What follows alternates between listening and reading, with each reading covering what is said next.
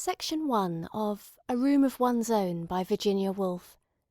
This legamus recording may be distributed and adapted freely for any purpose. Read by Cori Samuel. 1. But, you may say, we asked you to speak about women and fiction. What has that got to do with a room of one's own? I will try to explain. When you asked me to speak about women and fiction, I sat down on the banks of a river and began to wonder what the words meant. They might mean simply a few remarks about Fanny Burney, a few more about Jane Austen, a tribute to the Brontes and a sketch of Haworth Parsonage under snow, some witticisms, if possible, about Miss Mitford, a respectful allusion to George Eliot, a reference to Mrs. Gaskell, and one would have done. But at second sight the words seemed not so simple. The title Women and Fiction might mean, and you may have meant it to mean, women and what they are like, or it might mean women and the fiction that they write, or it might mean women and the fiction that is written about them, or it might mean that somehow all three are inextricably mixed together, and you want me to consider them in that light. But when I began to consider the subject in this last way, which seemed the most interesting, I soon saw that it had one fatal drawback. I should never be able to come to a conclusion. I should never be able to fulfil what is, I understand, the first duty of a lecturer, to hand you after an hour's discourse a nugget of pure truth to wrap up between the pages of your notebooks and keep on the mantelpiece forever. All I could do was to offer you an opinion upon one minor point. A woman must have money and a room of her own if she is to write fiction. And that, as you will see, leaves the great problem of the true nature of woman and the true nature of fiction unsolved. I have shirked the duty of coming to a conclusion upon these two questions. Women and fiction remain, so far as I am concerned, unsolved problems. But in order to make some amends, I am going to do what I can to show you how I arrived at this opinion about the room and the money. I am going to develop in your presence, as fully and freely as I can, the train of thought which led me to think this. Perhaps if I lay bare the ideas, the prejudices that lie behind this statement, you will find that they have some bearing upon women and some upon fiction.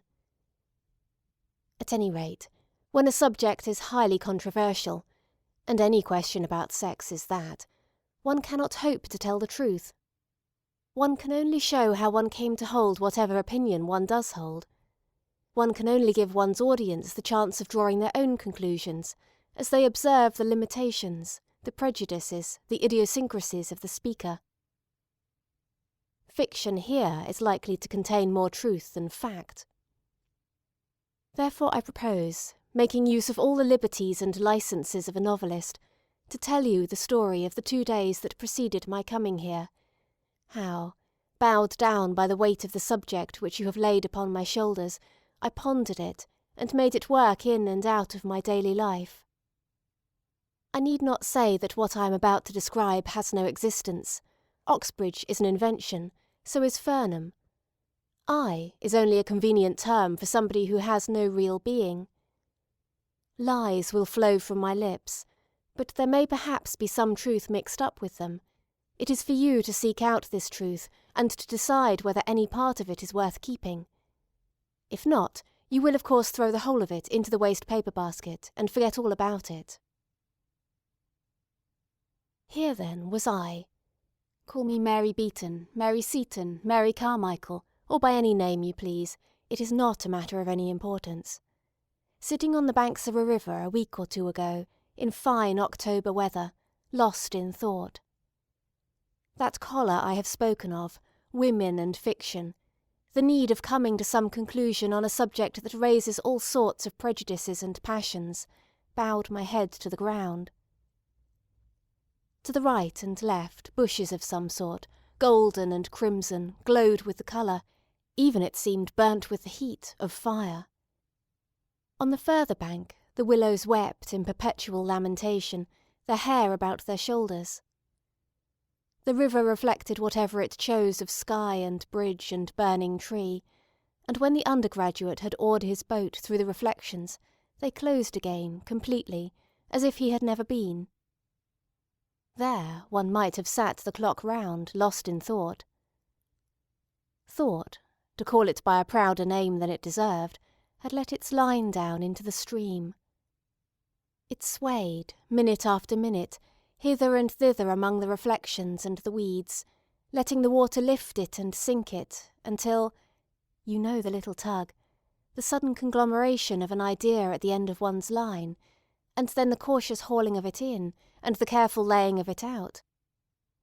Alas, laid on grass, how small, how insignificant this thought of mine looked, the sort of fish that a good fisherman puts back into the water, so that it may grow fatter, and be one day worth cooking and eating. I will not trouble you with that thought now, though if you look carefully you may find it for yourselves in the course of what I am going to say. But, however small it was, it had, nevertheless, the mysterious property of its kind. Put back into the mind, it became at once very exciting and important, and as it darted and sank, and flashed hither and thither, set up such a wash and tumult of ideas that it was impossible to sit still. It was thus that I found myself walking with extreme rapidity across a grass plot. Instantly a man's figure rose to intercept me. Nor did I at first understand that the gesticulations of a curious-looking object in a cutaway coat and evening shirt were aimed at me. His face expressed horror and indignation. Instinct, rather than reason, came to my help. He was a beadle, I was a woman. This was the turf, there was the path. Only the fellows and scholars are allowed here, the gravel is the place for me. Such thoughts were the work of a moment. As I regained the path, the arms of the beadle sank, his face assumed its usual repose, and though turf is better walking than gravel, no very great harm was done.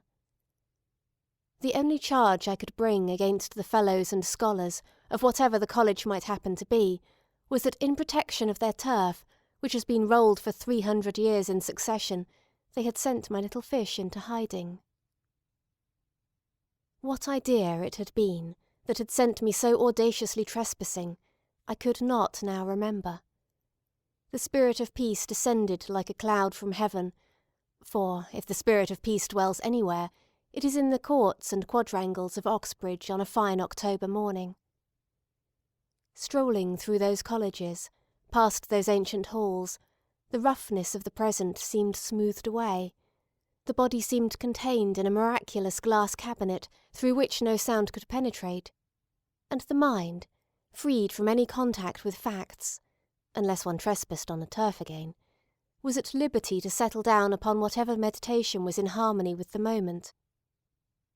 As chance would have it, some stray memory of some old essay about revisiting Oxbridge in the long vacation brought Charles Lamb to mind. St. Charles, said Thackeray, putting a letter of Lamb's to his forehead.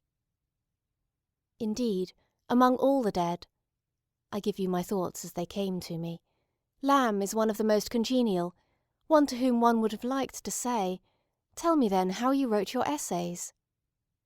For his essays are superior even to Max Beerbohm's, I thought, with all their perfection, because of that wild flash of imagination, that lightning crack of genius in the middle of them, which leaves them flawed and imperfect, but starred with poetry.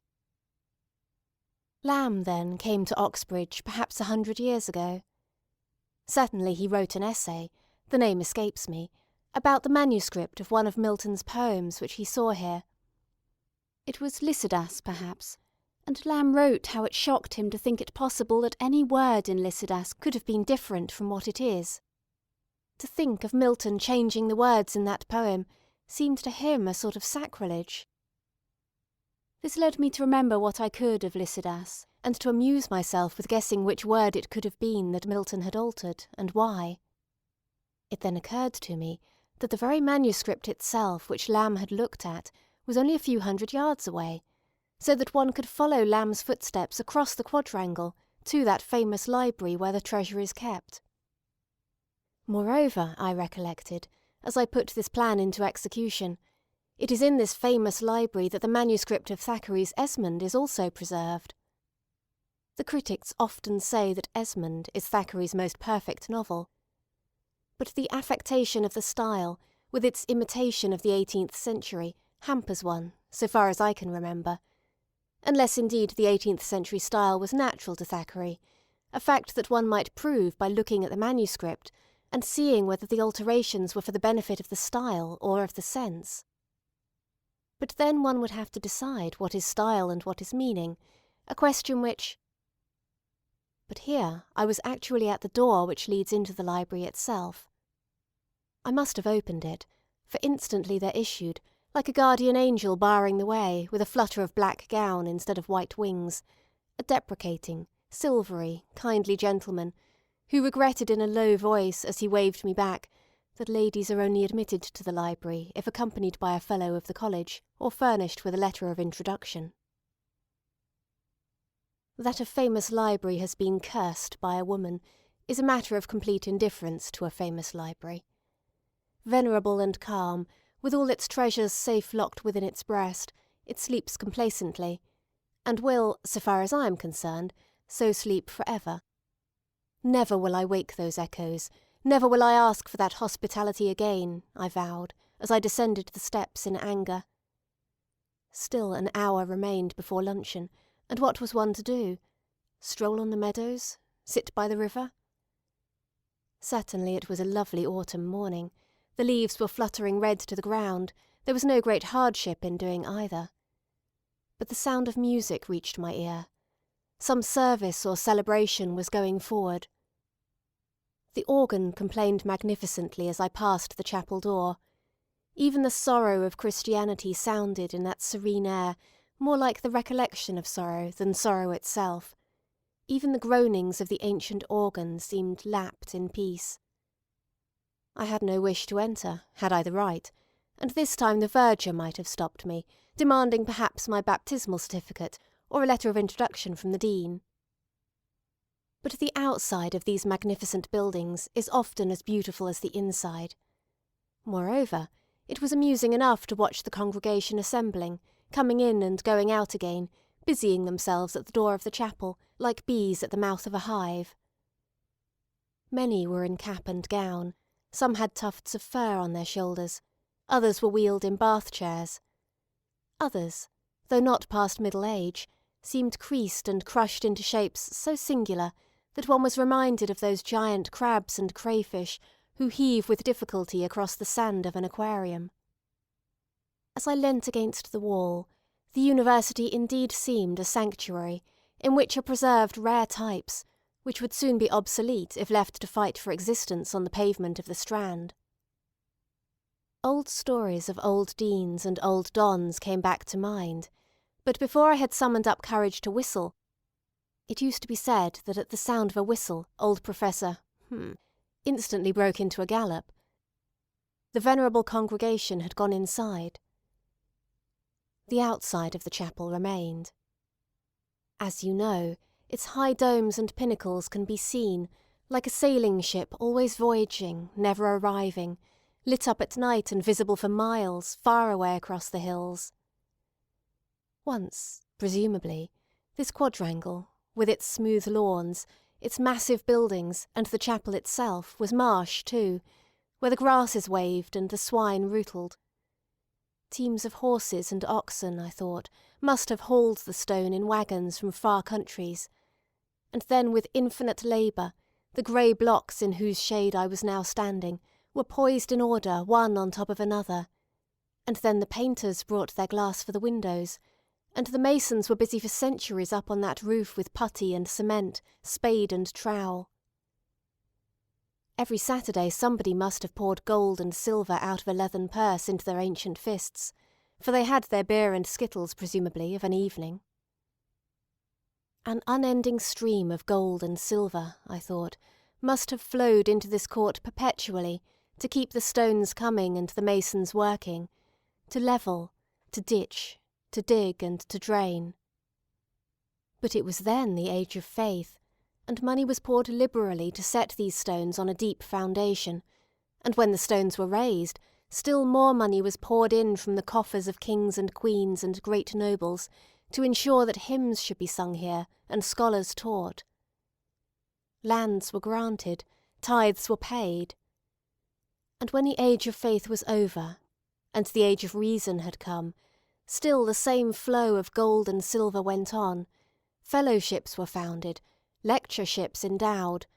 Only the gold and silver flowed now, not from the coffers of the king, but from the chests of merchants and manufacturers, from the purses of men who had made, say, a fortune from industry, and returned in their wills a bounteous share of it, to endow more chairs, more lectureships, more fellowships in the university where they had learnt their craft. Hence the libraries and laboratories, the observatories, the splendid equipment of costly and delicate instruments which now stands on glass shelves, where centuries ago the grasses waved and the swine rootled. Certainly, as I strolled round the court, the foundation of gold and silver seemed deep enough, the pavement laid solidly over the wild grasses. Men with trays on their heads went busily from staircase to staircase. Gaudy blossoms flowered in window boxes. The strains of the gramophone blared out from the rooms within. It was impossible not to reflect. The reflection, whatever it may have been, was cut short. The clock struck. It was time to find one's way to luncheon. It is a curious fact that novelists have a way of making us believe that luncheon parties are invariably memorable for something very witty that was said, or for something very wise that was done. But they seldom spare a word for what was eaten. It is part of the novelist's convention not to mention soup and salmon and ducklings, as if soup and salmon and ducklings were of no importance whatsoever, as if nobody ever smoked a cigar or drank a glass of wine. Here, however, I shall take the liberty to defy that convention, and to tell you that the lunch on this occasion began with soles, sunk in a deep dish, over which the college cook had spread a counterpane of the whitest cream, save that it was branded here and there with brown spots, like the spots on the flanks of a doe. After that came the partridges, but if this suggests a couple of bald brown birds on a plate, you are mistaken. The partridges, many and various, came with all their retinue of sauces and salads, the sharp and the sweet, each in its order. Their potatoes, thin as coins but not so hard, their sprouts, foliated as rosebuds but more succulent. And no sooner had the roast and its retinue been done with than the silent serving-man, the beadle himself perhaps in a milder manifestation, set before us, wreathed in napkins, a confection which rose all sugar from the waves. To call it pudding, and so relate it to rice and tapioca, would be an insult.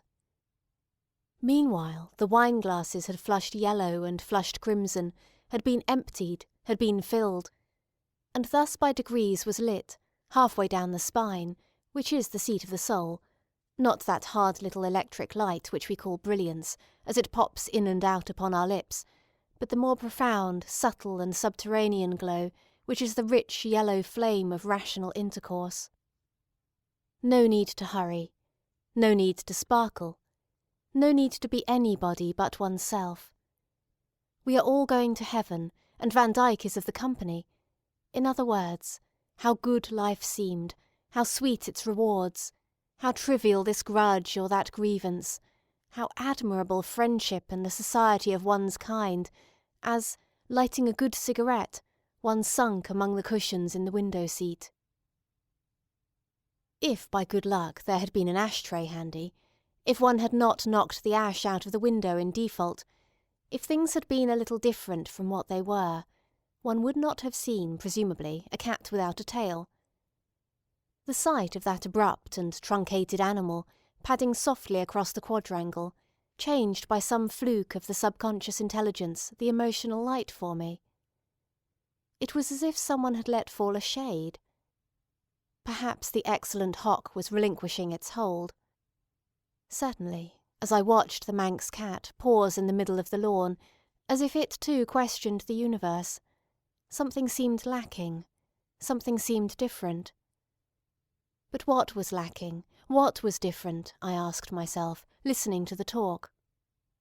And to answer that question, I had to think myself out of the room, back into the past, before the war indeed, and to set before my eyes the model of another luncheon party, held in rooms not very far distant from these, but different.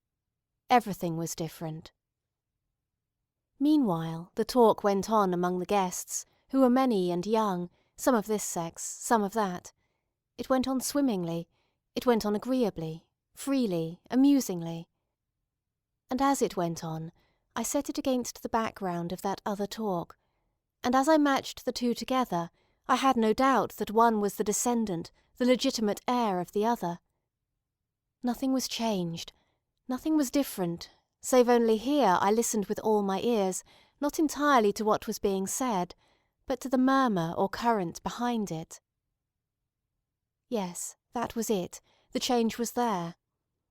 Before the war, at a luncheon party like this, people would have said precisely the same things, but they would have sounded different, because in those days they were accompanied by a sort of humming noise, not articulate, but musical, exciting, which changed the value of the words themselves.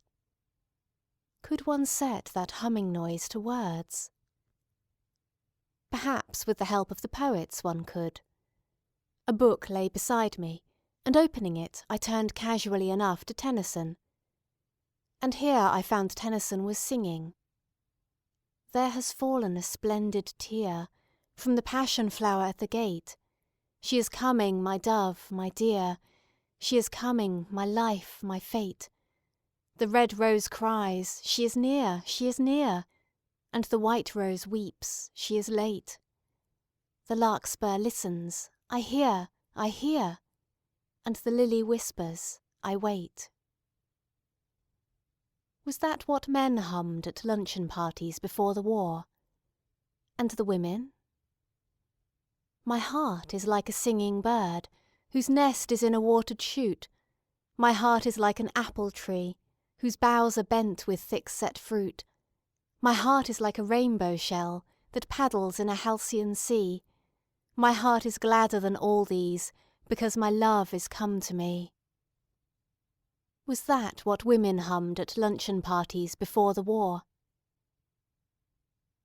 There was something so ludicrous in thinking of people humming such things, even under their breath, at luncheon parties before the war, that I burst out laughing, and had to explain my laughter by pointing at the Manx cat, who did look a little absurd, poor beast, without a tail, in the middle of the lawn.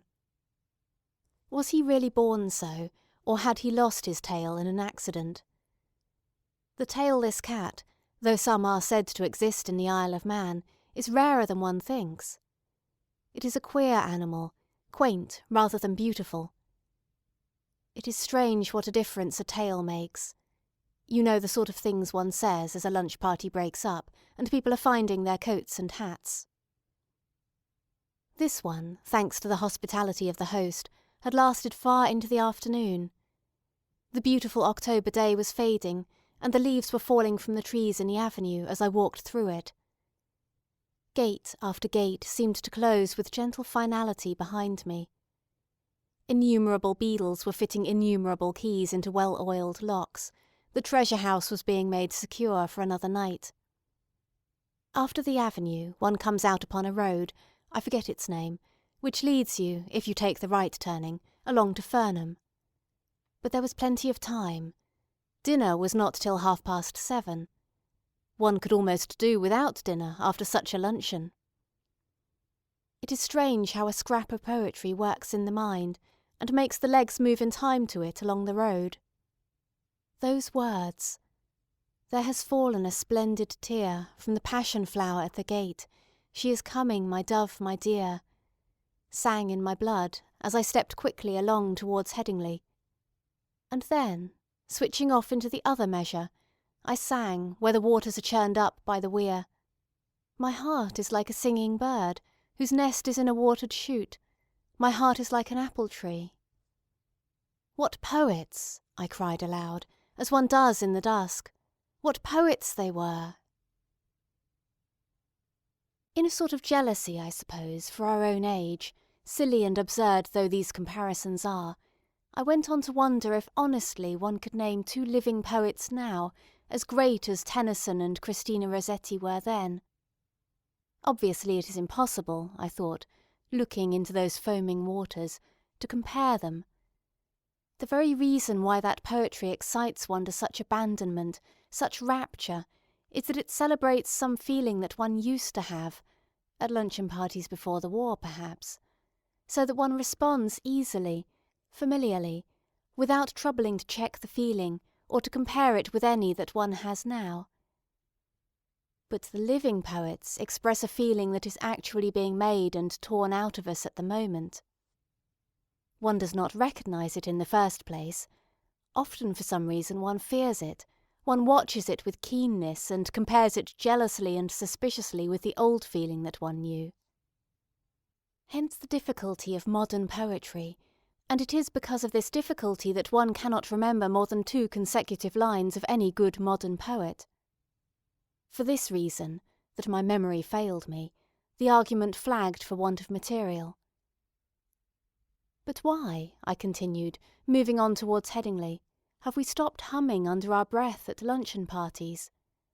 Why has Alfred ceased to sing, "She is coming, my dove, my dear"? Why has Christina ceased to respond, "My heart is gladder than all these, because my love is come to me"? Shall we lay the blame on the war? When the guns fired in August 1914, did the faces of men and women show so plain in each other's eyes that romance was killed? Certainly it was a shock, to women in particular with their illusions about education and so on, to see the faces of our rulers in the light of the shell fire. So ugly they looked, German, English, French, so stupid. But lay the blame where one will, on whom one will, the illusion which inspired Tennyson and Christina Rossetti to sing so passionately about the coming of their loves is far rarer now than then. One has only to read, to look, to listen, to remember. But why say blame? Why, if it was an illusion, not praise the catastrophe, whatever it was, that destroyed illusion and put truth in its place? For truth. Those dots mark the spot where, in search of truth, I missed the turning up to Furnham. Yes, indeed, which was truth and which was illusion? I asked myself. What was the truth about these houses, for example, dim and festive now with their red windows in the dusk, but raw and red and squalid with their sweets and their bootlaces at 9 o'clock in the morning? And the willows and the river and the gardens that run down to the river, vague now with the mist stealing over them, but gold and red in the sunlight. Which was the truth, which was the illusion about them? I spare you the twists and turns of my cogitations, for no conclusion was found on the road to Headingley, and I ask you to suppose that I soon found out my mistake about the turning, and retraced my steps to Furnham. As I have said already that it was an October day, I dare not forfeit your respect and imperil the fair name of fiction by changing the season, and describing lilacs hanging over garden walls, crocuses, tulips, and other flowers of spring. Fiction must stick to facts, and the truer the facts the better the fiction, so we are told. Therefore it was still autumn, and the leaves were still yellow and falling, if anything, a little faster than before, because it was now evening, 7:23 to be precise, and a breeze, from the south-west to be exact, had risen. But for all that there was something odd at work. My heart is like a singing bird, whose nest is in a watered shoot. My heart is like an apple tree, whose boughs are bent with thick-set fruit. Perhaps the words of Christina Rossetti were partly responsible for the folly of the fancy. It was nothing, of course, but a fancy, that the lilac was shaking its flowers over the garden walls, and the brimstone butterflies were scudding hither and thither, and the dust of the pollen was in the air. A wind blew, from what quarter I know not, but it lifted the half-grown leaves, so that there was a flash of silver grey in the air. It was the time between the lights, when colours undergo their intensification, and purples and golds burn in window panes like the beat of an excitable heart, when for some reason the beauty of the world revealed, and yet soon to perish. Here I pushed into the garden, for unwisely the door was left open, and no beadles seemed about.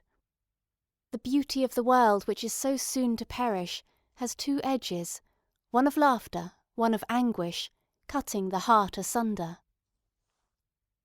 The gardens of Fernham lay before me in the spring twilight, wild and open, and in the long grass, sprinkled and carelessly flung, were daffodils and bluebells, not orderly perhaps at the best of times, and now wind-blown and waving as they tugged at their roots. The windows of the building, curved like ships' windows among generous waves of red brick, changed from lemon to silver under the flight of the quick spring clouds. Somebody was in a hammock. Somebody, but in this light they were phantoms only, half guessed, half seen, raced across the grass. Would no one stop her? And then on the terrace, as if popping out to breathe the air, to glance at the garden, came a bent figure, formidable yet humble, with her great forehead and her shabby dress. Could it be the famous scholar? Could it be J.H. herself? All was dim, yet intense too, as if the scarf which the dusk had flung over the garden were torn asunder by star or sword, the gash of some terrible reality leaping, as its way is, out of the heart of the spring. For youth. Here was my soup. Dinner was being served in the great dining hall. Far from being spring, it was in fact an evening in October. Everybody was assembled in the big dining room. Dinner was ready. Here was the soup. It was a plain gravy soup. There was nothing to stir the fancy in that. One could have seen through the transparent liquid any pattern that there might have been on the plate itself. But there was no pattern. The plate was plain.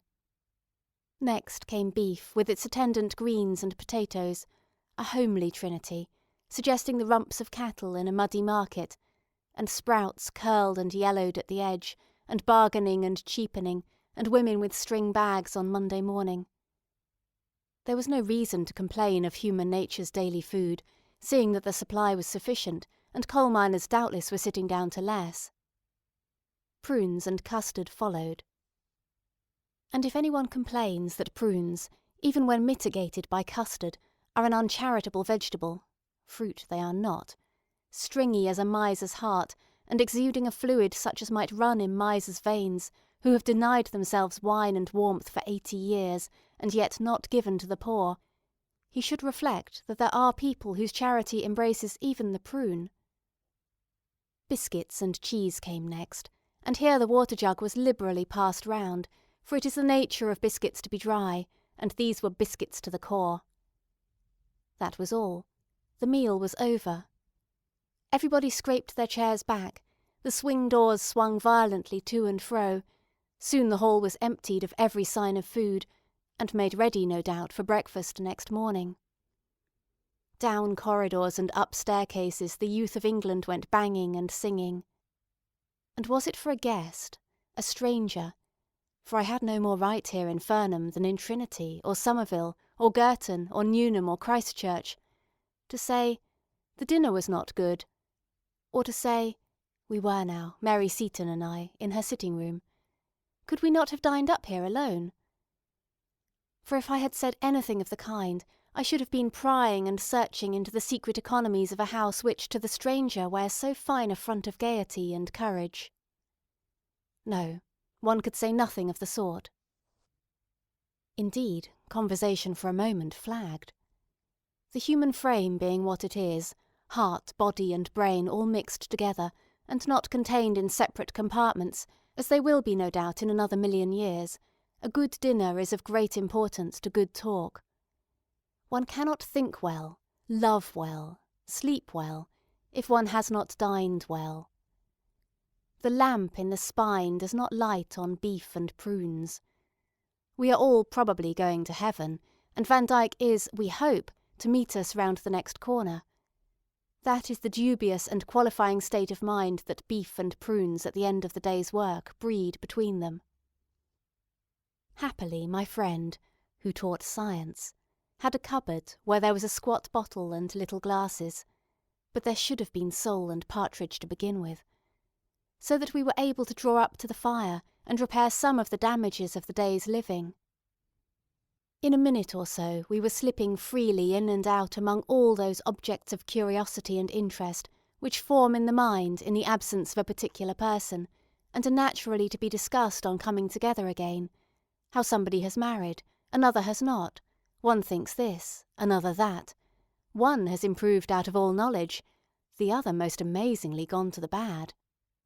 With all those speculations upon human nature and the character of the amazing world we live in, which spring naturally from such beginnings. While these things were being said, however, I became shamefacedly aware of a current setting in of its own accord and carrying everything forward to an end of its own. One might be talking of Spain or Portugal, of book or racehorse, but the real interest of whatever was said was none of those things, but a scene of masons on a high roof some 5 centuries ago. Kings and nobles brought treasure in huge sacks and poured it under the earth. This scene was forever coming alive in my mind, and placing itself by another of lean cows and a muddy market, and withered greens, and the stringy hearts of old men. These 2 pictures, disjointed and disconnected and nonsensical as they were forever coming together and combating each other, and had me entirely at their mercy. The best course, unless the whole talk was to be distorted, was to expose what was in my mind to the air, when, with good luck, it would fade and crumble like the head of the dead king when they opened the coffin at Windsor. Briefly, then, I told Miss Seton about the masons, who had been all those years on the roof of the chapel, and about the kings and queens and nobles bearing sacks of gold and silver on their shoulders, which they shovelled into the earth, and then how the great financial magnates of our own time came and laid cheques and bonds, I suppose, where the others had laid ingots and rough lumps of gold. All that lies beneath the colleges down there, I said, but this college, where we are now sitting, what lies beneath its gallant red brick and the wild unkempt grasses of the garden? What force is there behind that plain china off which we dined, and here it popped out of my mouth before I could stop it, the beef, the custard, and the prunes? Well, said Mary Seton, about the year 1860. Oh, but you know the story, she said, bored, I suppose, by the recital. And she told me. Rooms were hired, committees met, envelopes were addressed, circulars were drawn up, meetings were held, letters were read out. So-and-so has promised so much. On the contrary, Mr. won't give a penny. The Saturday Review has been very rude. How can we raise a fund to pay for offices? Shall we hold a bazaar? Can't we find a pretty girl to sit in the front row? Let us look up what John Stuart Mill said on the subject. Can anyone persuade the editor of the to print a letter? Can we get Lady to sign it? Lady is out of town. That was the way it was done, presumably, 60 years ago, and it was a prodigious effort, and a great deal of time was spent on it. And it was only after a long struggle, and with the utmost difficulty, that they got £30,000 together. So obviously we cannot have wine and partridges and servants carrying tin dishes on their heads, she said. We cannot have sofas and separate rooms. The amenities, she said, quoting from some book or other, will have to wait. At the thought of all those women working year after year, and finding it hard to get £2,000 together, and as much as they could do to get £30,000, we burst out in scorn at the reprehensible poverty of our sex. What had our mothers been doing then that they had no wealth to leave us? Powdering their noses? Looking in at shop windows? Flaunting in the sun at Monte Carlo? There were some photographs on the mantelpiece. Mary's mother, if that was her picture, may have been a wastrel in her spare time, She had 13 children by a minister of the church. But if so, her gay and dissipated life had left too few traces of its pleasures on her face. She was a homely body, an old lady in a plaid shawl which was fastened by a large cameo, and she sat in a basket chair, encouraging a spaniel to look at the camera, with the amused yet strained expression of one who is sure that the dog will move directly the bulb is pressed. Now if she had gone into business, had become a manufacturer of artificial silk or a magnate on the stock exchange, if she had left £200,000 or £300,000 to Fernham, we could have been sitting at our ease tonight, and the subject of our talk might have been archaeology, botany, anthropology, physics, the nature of the atom, mathematics, astronomy, relativity, geography. If only Mrs. Seton and her mother before her had learnt the great art of making money, and had left their money, like their fathers and their grandfathers before them, to found fellowships and lectureships and prizes and scholarships appropriated to the use of their own sex, we might have dined very tolerably up here alone off a bird and a bottle of wine. We might have looked forward, without undue confidence, to a pleasant and honourable lifetime, spent in the shelter of one of the liberally endowed professions. We might have been exploring or writing, mooning about the venerable places of the earth, sitting contemplative on the steps of the Parthenon, or going at 10 to an office and coming home comfortably at 4:30 to write a little poetry. Only, if Mrs. Seton and her like had gone into business at the age of 15, there would have been—there was the snag in the argument— no Mary. What, I asked, did Mary think of that? There, between the curtains, was the October night, calm and lovely, with a star or two caught in the yellowing trees. Was she ready to resign her share of it and her memories, for they had been a happy family, though a large one, of games and quarrels up in Scotland, which she is never tired of praising for the fineness of its air and the quality of its cakes, in order that Fernham might have been endowed with £50,000 or so by a stroke of the pen?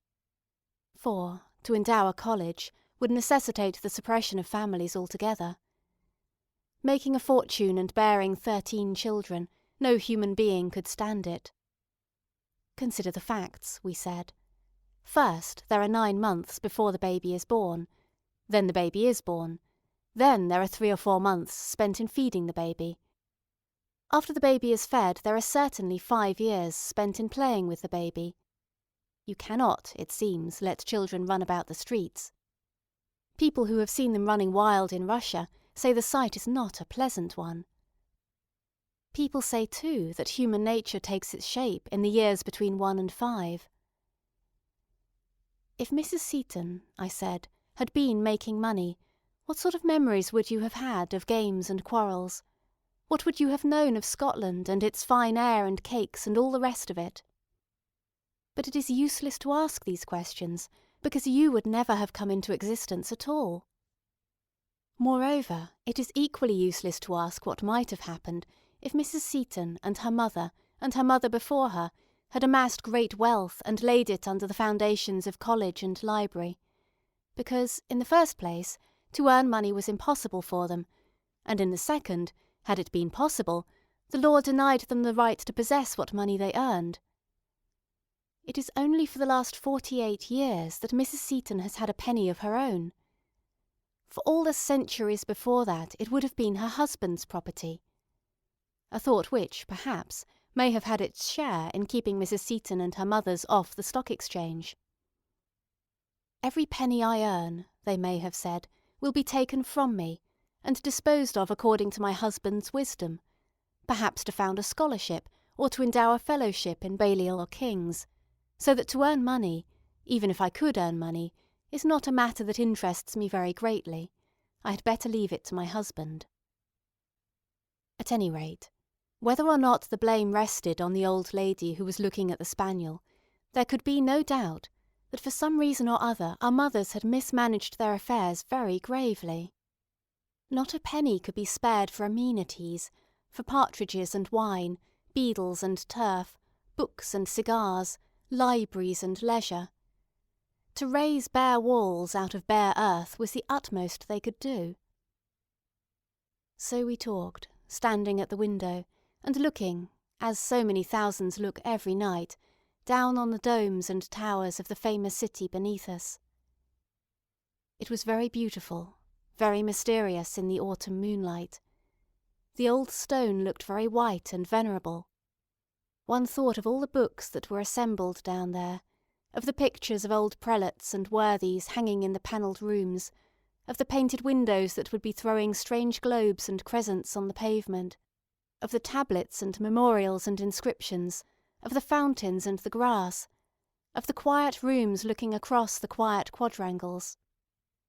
And, pardon me the thought, I thought too of the admirable smoke and drink and the deep armchairs and the pleasant carpets, of the urbanity, the geniality, the dignity, which are the offspring of luxury and privacy and space. Certainly our mothers had not provided us with anything comparable to all this, our mothers who found it difficult to scrape together £30,000, our mothers who bore 13 children to ministers of religion at St. Andrews.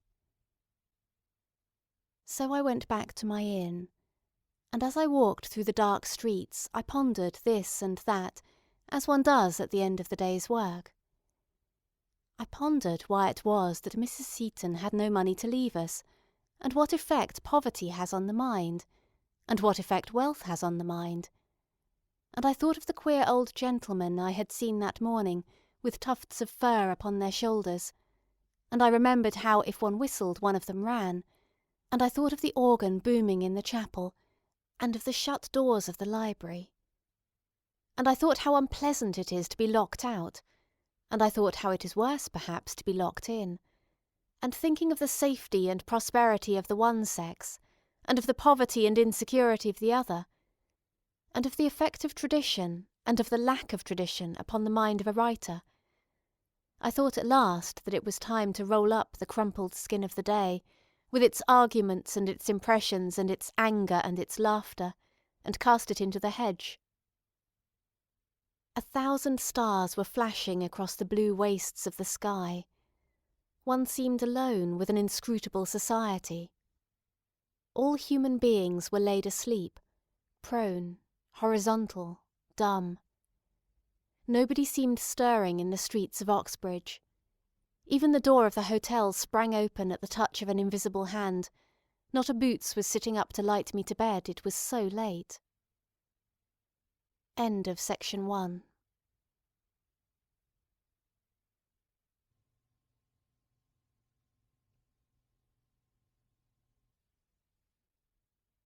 Section 2 of A Room of One's Own by Virginia Woolf.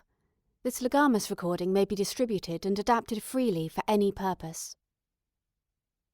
The scene, if I may ask you to follow me, was now changed. The leaves were still falling, but in London now, not Oxbridge, and I must ask you to imagine a room, like many thousands, with a window looking across people's hats and vans and motor cars to other windows, and on the table inside the room a blank sheet of paper, on which was written in large letters, "Women and Fiction," but no more. The inevitable sequel to lunching and dining at Oxbridge seemed, unfortunately, to be a visit to the British Museum. One must strain off what was personal and accidental in all these impressions, and so reach the pure fluid, the essential oil of truth. For that visit to Oxbridge, and the luncheon and the dinner, had started a swarm of questions. Why did men drink wine and women water? Why was one sex so prosperous and the other so poor? What effect has poverty on fiction? What conditions are necessary for the creation of works of art? 1,000 questions at once suggested themselves. But one needed answers, not questions, and an answer was only to be had by consulting the learned and the unprejudiced, who have removed themselves above the strife of tongue and the confusion of body, and issued the result of their reasoning and research in books which are to be found in the British Museum.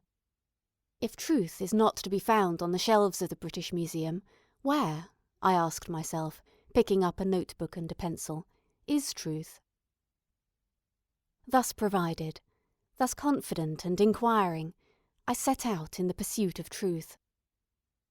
The day, though not actually wet, was dismal, and the streets in the neighbourhood of the museum were full of open coal-holes, down which sacks were showering. Four-wheeled cabs were drawing up and depositing on the pavement corded boxes containing, presumably, the entire wardrobe of some Swiss or Italian family seeking fortune or refuge or some other desirable commodity which is to be found in the boarding-houses of Bloomsbury in the winter. The usual hoarse-voiced men paraded the streets with plants on barrows. Some shouted, others sang. London was like a workshop. London was like a machine. We were all being shot backwards and forwards on this plain foundation to make some pattern. The British Museum was another department of the factory. The swing doors swung open, and there one stood under the vast dome, as if one were a thought in the huge bald forehead which is so splendidly encircled by a band of famous names. One went to the counter, one took a slip of paper, one opened a volume of the catalogue, and the 5 dots here indicate 5 separate minutes of stupefaction, wonder, and bewilderment. Have you any notion of how many books are written about women in the course of 1 year? Have you any notion how many are written by men? Are you aware that you are, perhaps, the most discussed animal in the universe? Here had I come with a notebook and a pencil, proposing to spend a morning reading, supposing that at the end of the morning I should have transferred the truth to my notebook. But I should need to be a herd of elephants, I thought, and a wilderness of spiders, desperately referring to the animals that are reputed longest lived and most multitudinously eyed, to cope with all of this. I should need claws of steel and beak of brass to even penetrate the husk. How shall I ever find the grains of truth embedded in all this mass of paper? I asked myself, and in despair began running my eye up and down the long list of titles. Even the names of books gave me food for thought. Sex and its nature might well attract doctors and biologists, but what was surprising and difficult of explanation was the fact that sex, woman, that is to say, also attracts agreeable essayists, light-fingered novelists, young men who have taken the M.A. degree, men who have taken no degree, men who have no apparent qualification save that they are not women. Some of these books were, on the face of it, frivolous and facetious, but many, on the other hand, were serious and prophetic, moral and hortatory. Merely to read the titles suggested innumerable schoolmasters, innumerable clergymen, mounting their platforms and pulpits, and holding forth with loquacity which far exceeded the hour usually allotted to such discourse on this one subject. It was a most strange phenomenon, and apparently, here I consulted the letter M, one confined to the male sex. Women do not write books about men, a fact that I could not help welcoming with relief, for if I had first to read all that men have written about women, then all that women have written about men, the aloe that flowers once in 100 years would flower twice before I could set pen to paper. So, making a perfectly arbitrary choice of a dozen volumes or so, I sent my slips of paper to lie in the wire tray, and waited in my stall, among the other seekers for the essential oil of truth. What could be the reason, then, of this curious disparity, I wondered, drawing cartwheels on the slips of paper provided by the British taxpayer for other purposes? Why are women, judging from this catalogue, so much more interesting to men than men are to women? A very curious fact, it seemed, and my mind wandered to picture the lives of men who spend their time in writing books about women, whether they were old or young, married or unmarried, red-nosed or hump-backed. Anyhow, it was flattering, vaguely, to feel oneself the object of such attention, provided that it was not entirely bestowed by the crippled and the infirm. So I pondered, until all such frivolous thoughts were ended by an avalanche of books sliding down onto the desk in front of me. Now the trouble began. The student who has been trained in research at Oxbridge has no doubt some method of shepherding his question past all distractions till it runs into his answer as a sheep runs into its pen. The student by my side, for instance, who was copying assiduously from a scientific manual, was, I felt sure, extracting pure nuggets of the essential ore every 10 minutes or so. His little grunts of satisfaction indicated so much. But if, unfortunately, one has had no training in a university, the question, far from being shepherded to its pen, flies like a frightened flock hither and thither, helter-skelter, pursued by a whole pack of hounds.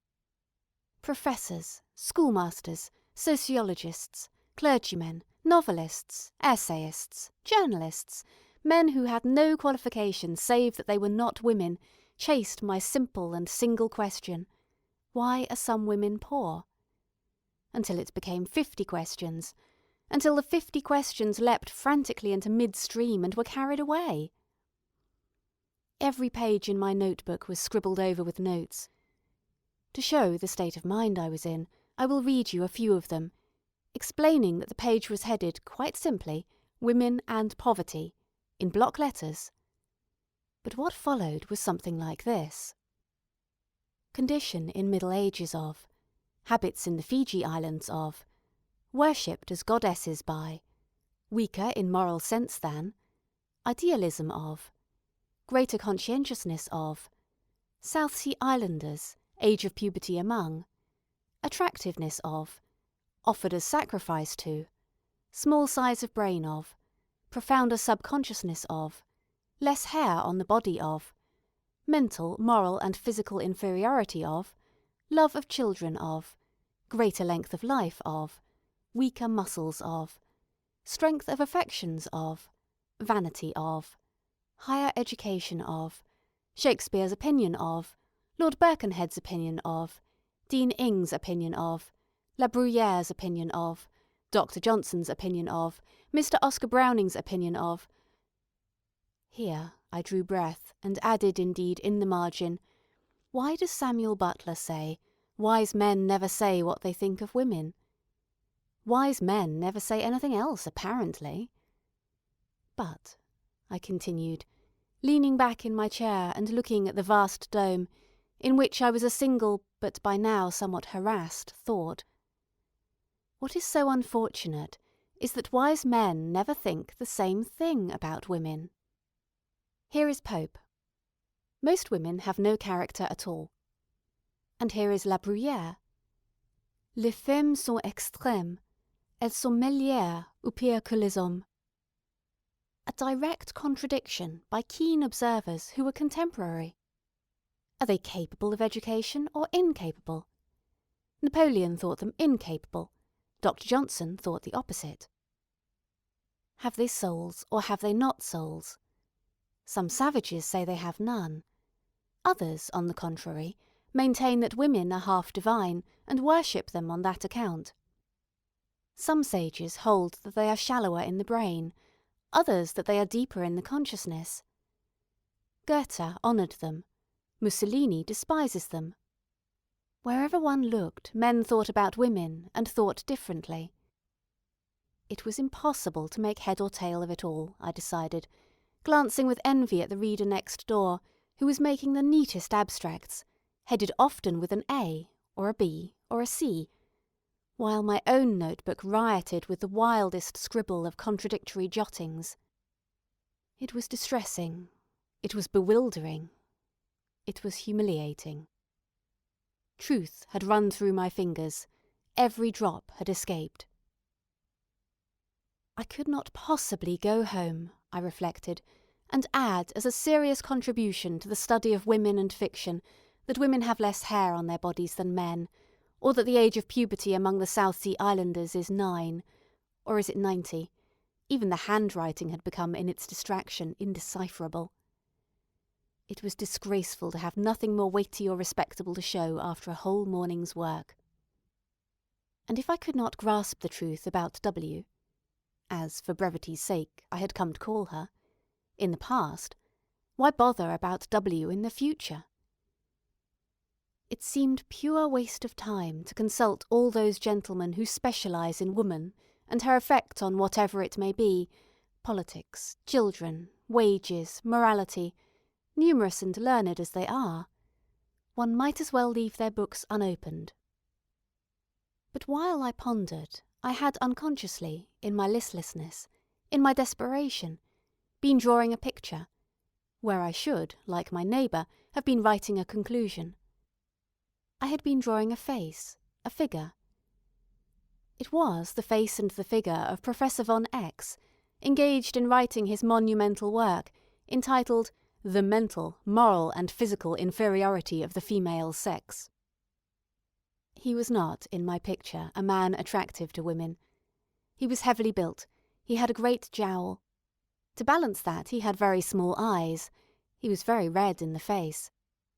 His expression suggested that he was labouring under some emotion that made him jab his pen on the paper as if he were killing some noxious insect as he wrote, but even when he had killed it, that did not satisfy him, he must go on killing it, and even so some cause for anger and irritation remained.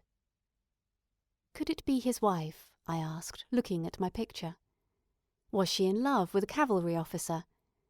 Was the cavalry officer slim and elegant and dressed in astrakhan? Had he been laughed at, to adopt the Freudian theory, in his cradle by a pretty girl? For even in his cradle, the professor, I thought, could not have been an attractive child. Whatever the reason, the professor was made to look very angry and very ugly in my sketch, as he wrote his great book upon the mental, moral and physical inferiority of women. Drawing pictures was an idle way of finishing an unprofitable morning's work. Yet it is in our idleness, in our dreams, that the submerged truth sometimes comes to the top.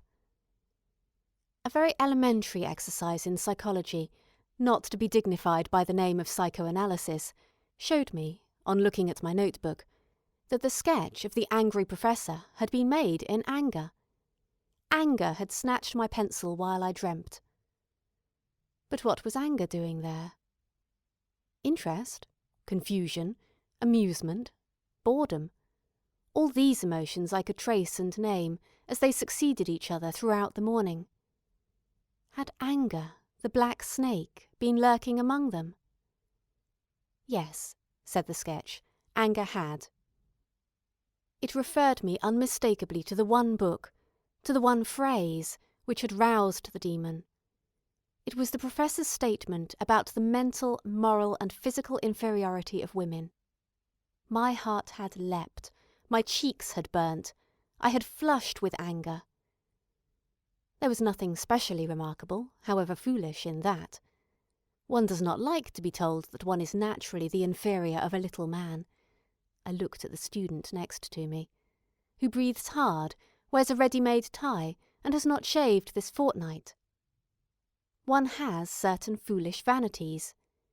It is only human nature, I reflected, and began drawing cartwheels and circles over the angry professor's face, till he looked like a burning bush or a flaming comet, anyhow, an apparition without human semblance or significance. The professor was nothing now but a faggot burning on the top of Hampstead Heath. Soon my own anger was explained and done with, but curiosity remained. How explain the anger of the professors? Why were they angry?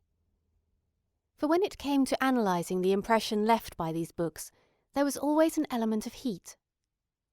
This heat took many forms. It showed itself in satire, in sentiment, in curiosity, in reprobation. But there was another element which was often present and could not immediately be identified.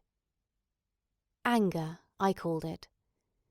But it was anger that had gone underground and mixed itself with all kinds of other emotions.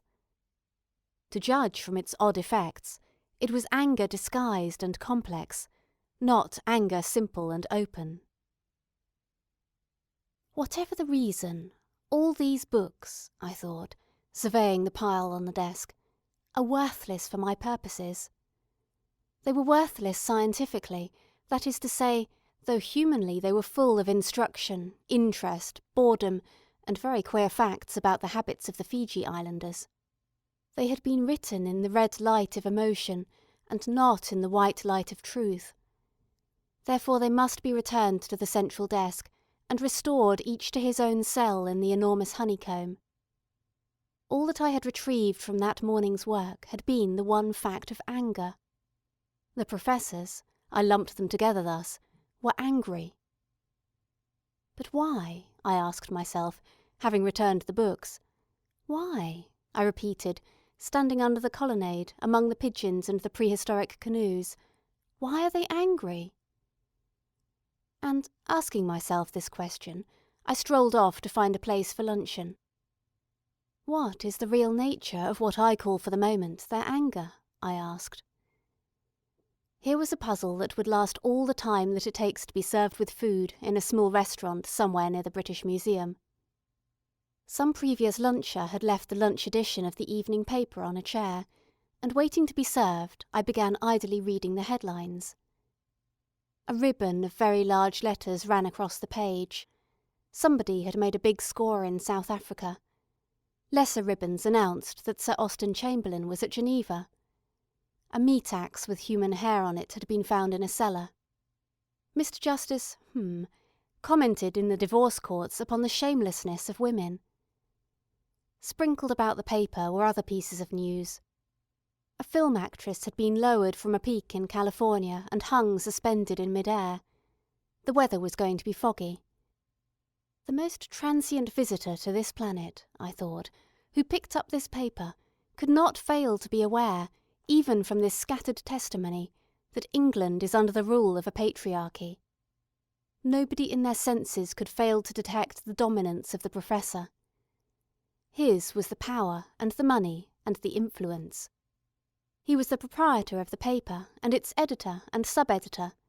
He was the foreign secretary and the judge. He was the cricketer. He owned the racehorses and the yachts. He was the director of the company that pays 200% to its shareholders. He left millions to charities and colleges that were ruled by himself. He suspended the film actress in mid-air. He will decide if the hair on the meat axe is human. He it is who will acquit or convict the murderer, and hang him or let him go free. With the exception of the fog, he seemed to control everything. Yet he was angry. I knew that he was angry by this token. When I read what he wrote about women, I thought not of what he was saying, but of himself. When an arguer argues dispassionately, he thinks only of the argument, and the reader cannot help thinking of the argument too. If he had written dispassionately about women, had used indisputable proofs to establish his argument, and had shown no trace of wishing that the result should be one thing rather than another, one would not have been angry either. One would have accepted the fact, as one accepts the fact that a pea is green or a canary yellow. So be it, I should have said. But I had been angry because he was angry.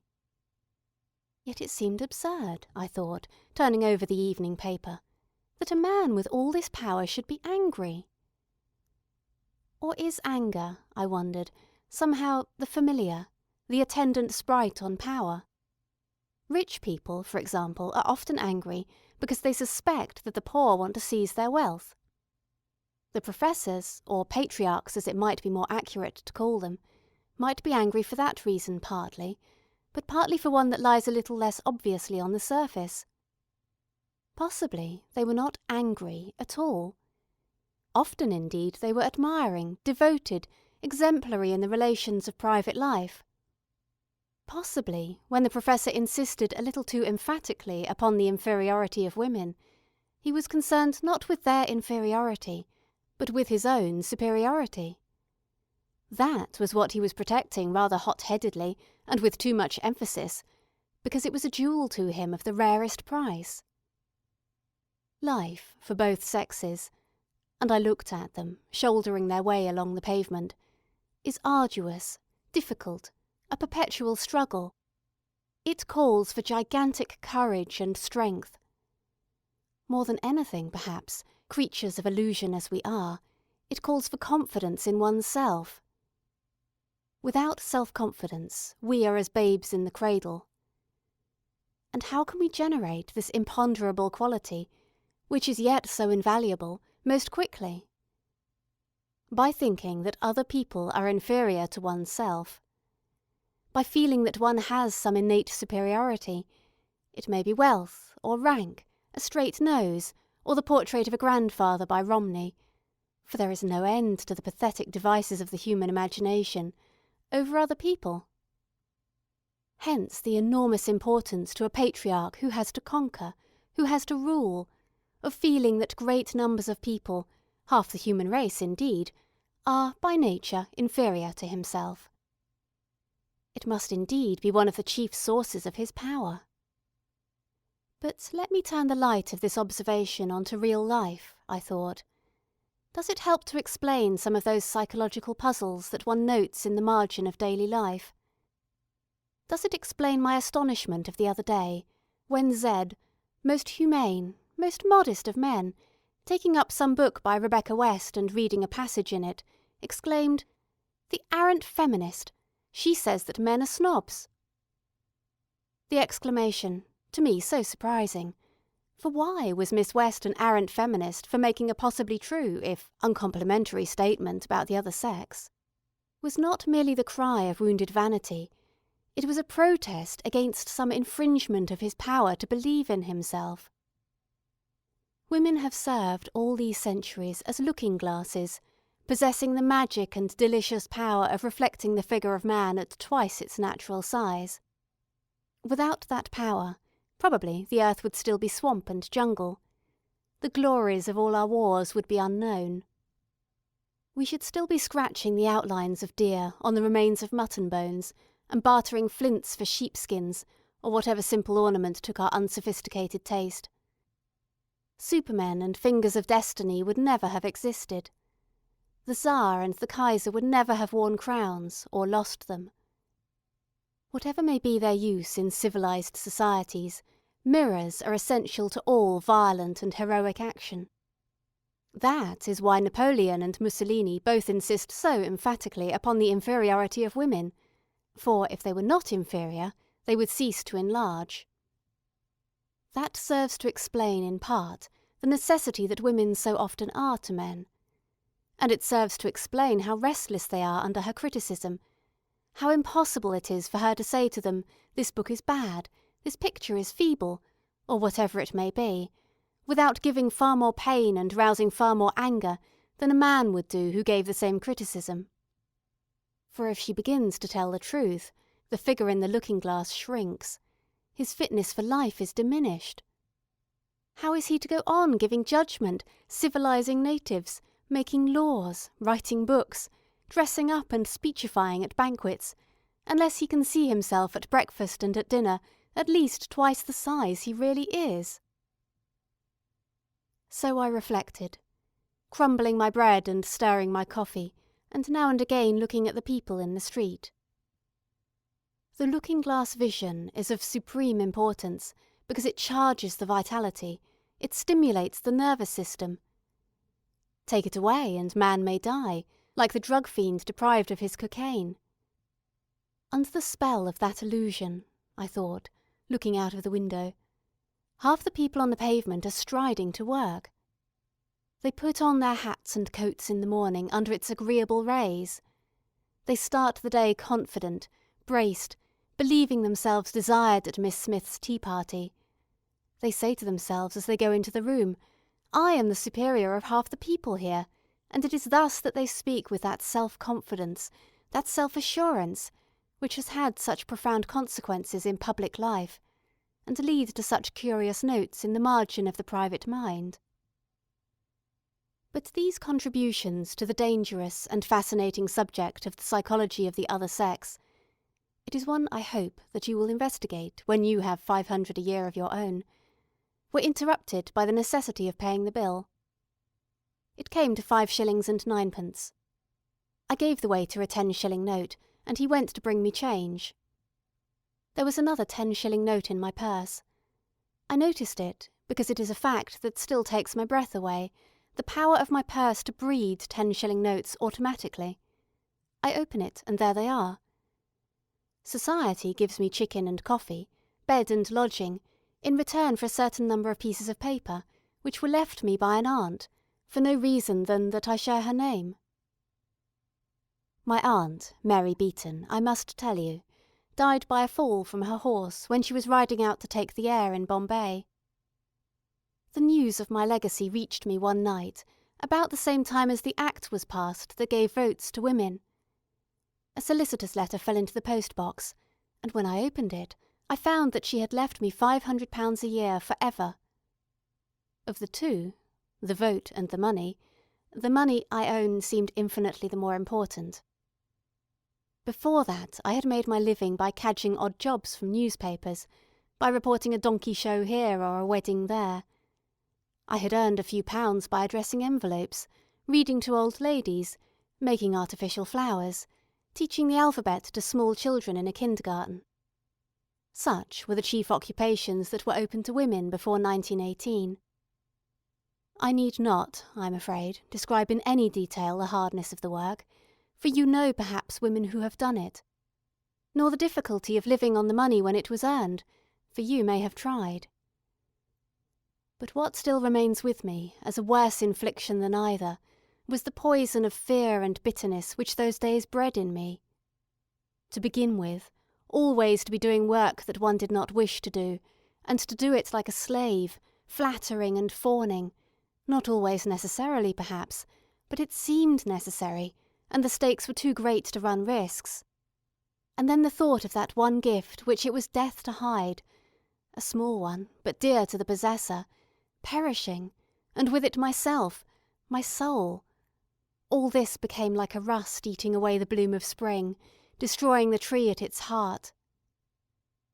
However, as I say, my aunt died, and whenever I change a 10-shilling note, a little of that rust and corrosion is rubbed off, fear and bitterness go.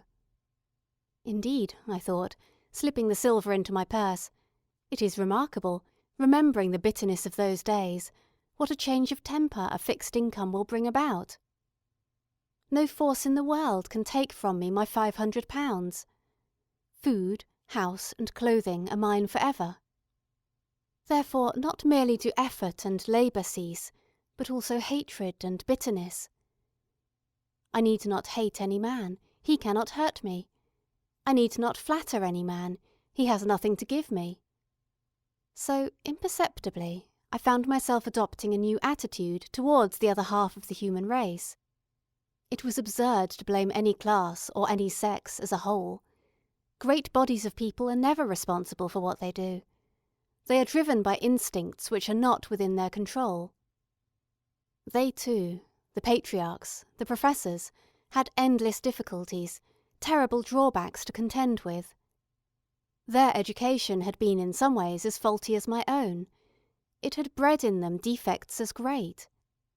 True, they had money and power, but only at the cost of harbouring in their breasts an eagle, a vulture, forever tearing the liver out and plucking at the lungs, the instinct for possession, the rage for acquisition which drives them to desire other people's fields and goods perpetually. To make frontiers and flags, battleships and poison gas, to offer up their own lives and their children's lives. Walk through the Admiralty Arch, I had reached that monument, or any other avenue given up to trophies and cannon, and reflect upon the kind of glory celebrated there. Or watch in the spring sunshine the stockbroker and the great barrister going indoors to make money, and more money, and more money, when it is a fact that £500 a year will keep one alive in the sunshine. These are unpleasant instincts to harbour, I reflected.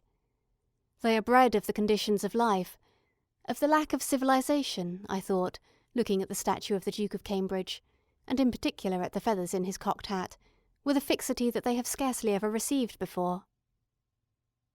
And as I realised these drawbacks, by degrees fear and bitterness modified themselves into pity and toleration, and then in a year or two pity and toleration went, and the greatest release of all came, which is freedom to think of things in themselves. That building, for example, do I like it or not? Is that picture beautiful or not? Is that, in my opinion, a good book or a bad? Indeed, my aunt's legacy unveiled the sky to me, and substituted for the large and imposing figure of a gentleman, which Milton recommended for my perpetual adoration, a view of the open sky. So thinking, so speculating, I found my way back to my house by the river. Lamps were being lit, and an indescribable change had come over London since the morning hour. It was as if the great machine, after labouring all day, had made with our help a few yards of something very exciting and beautiful, a fiery fabric flashing with red eyes, a tawny monster roaring with hot breath. Even the wind seemed flung like a flag as it lashed the houses and rattled the hoardings. In my little street, however, domesticity prevailed. The house painter was descending his ladder, the nursemaid was wheeling the perambulator carefully in and out back to nursery tea, the coal heaver was folding his empty sacks on top of each other, the woman who keeps the greengrocer's shop was adding up the day's takings, with her hands in red mittens. But so engrossed was I with the problem you have laid upon my shoulders, that I could not see even these usual sights without referring them to one centre. I thought how much harder it is now than it must have been even a century ago, to say which of these employments is the higher, the more necessary. Is it better to be a coal heaver or a nursemaid? Is the charwoman who has brought up 8 children of less value to the world than the barrister who has made £100,000? It is useless to ask such questions, for nobody can answer them. Not only do the comparative values of charwomen and lawyers rise and fall from decade to decade, but we have no rods with which to measure them, even as they are at the moment. I had been foolish to ask my professor to furnish me with indisputable proofs of this or that in his argument about women. Even if one could state the value of any one gift at the moment, those values will change. In a century's time, very possibly they will have changed completely. Moreover, in 100 years, I thought, reaching my own doorstep, women will have ceased to be the protected sex. Logically, they will take part in all the activities and exertions that were once denied them. The nursemaid will heave coal, the shopwoman will drive an engine. All assumptions founded on the facts observed when women were the protected sex will have disappeared. As, for example, here a squad of soldiers marched down the street, that women and clergymen and gardeners live longer than other people. Remove that protection, expose them to the same exertions and activities, make them soldiers and sailors and engine drivers and dock labourers, and will not women die off so much younger, so much quicker than men, that one will say, "I saw a woman today," as one used to say, "I saw an aeroplane"? Anything may happen when womanhood has ceased to be a protected occupation, I thought, opening the door. But what bearing has all this upon the subject of my paper, Women and Fiction? I asked, going indoors. End of section 2.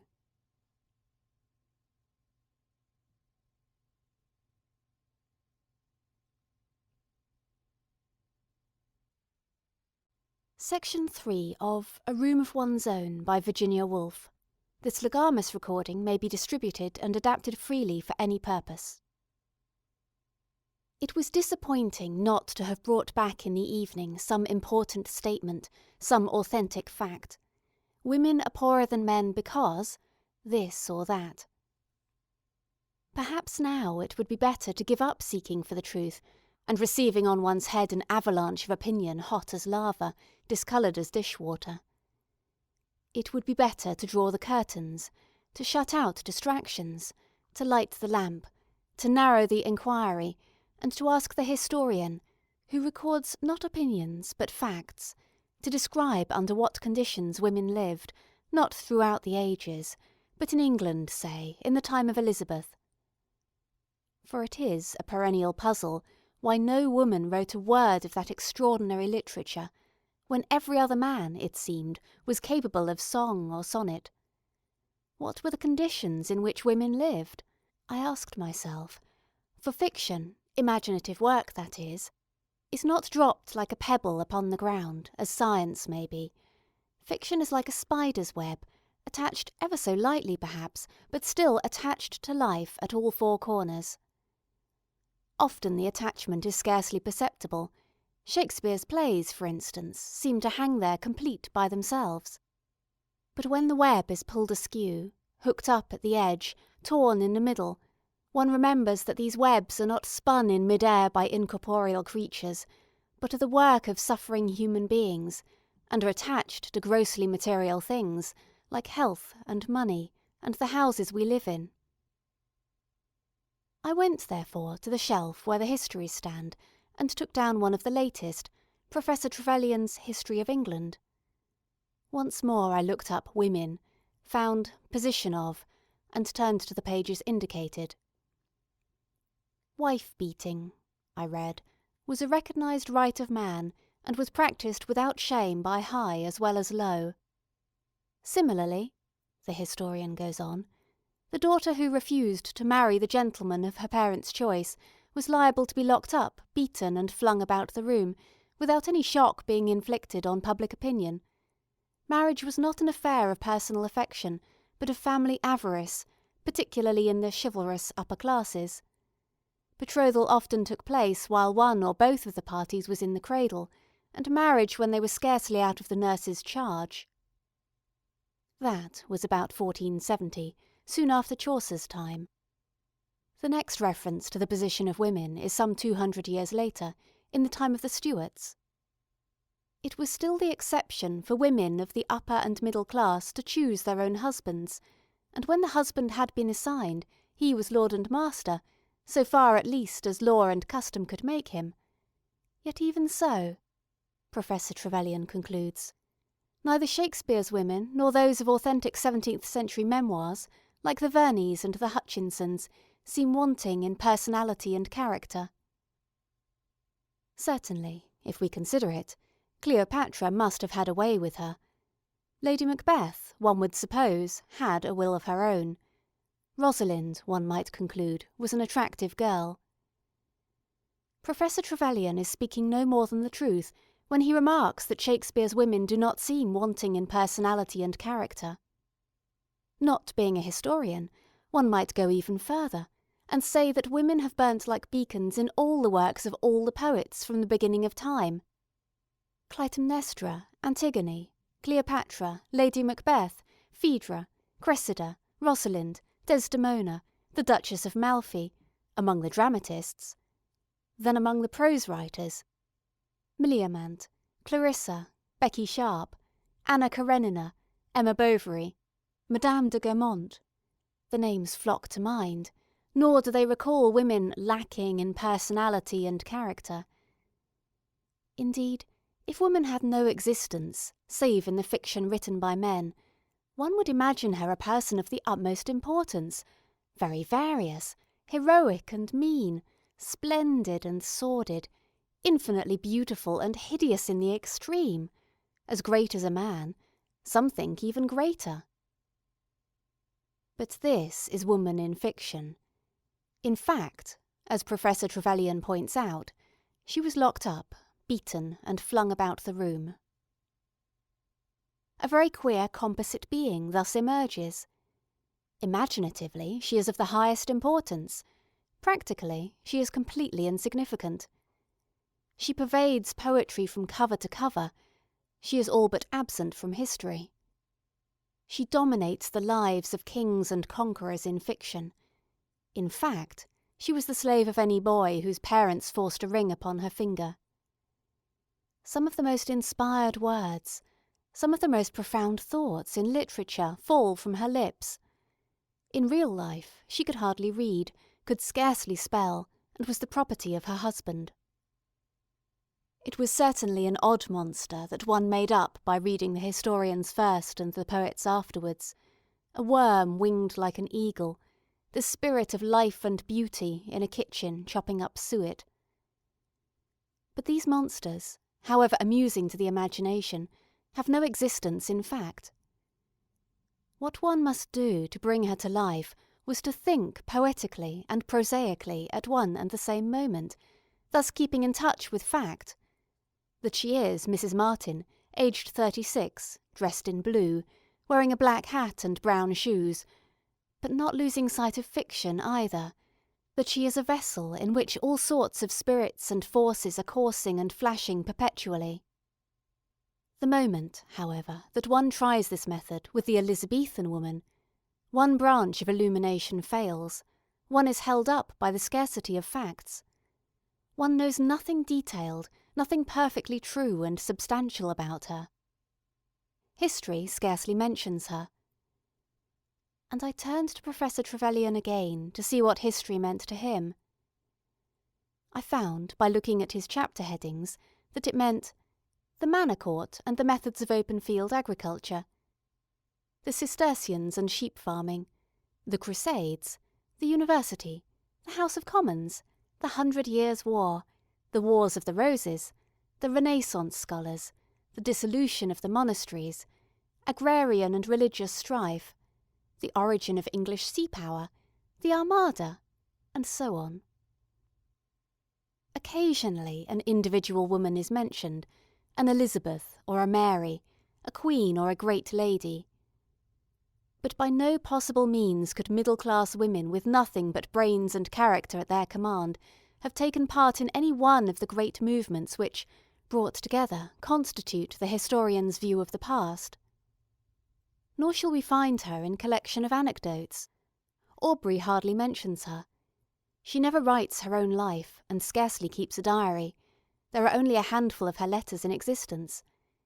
She left no plays or poems by which we can judge her.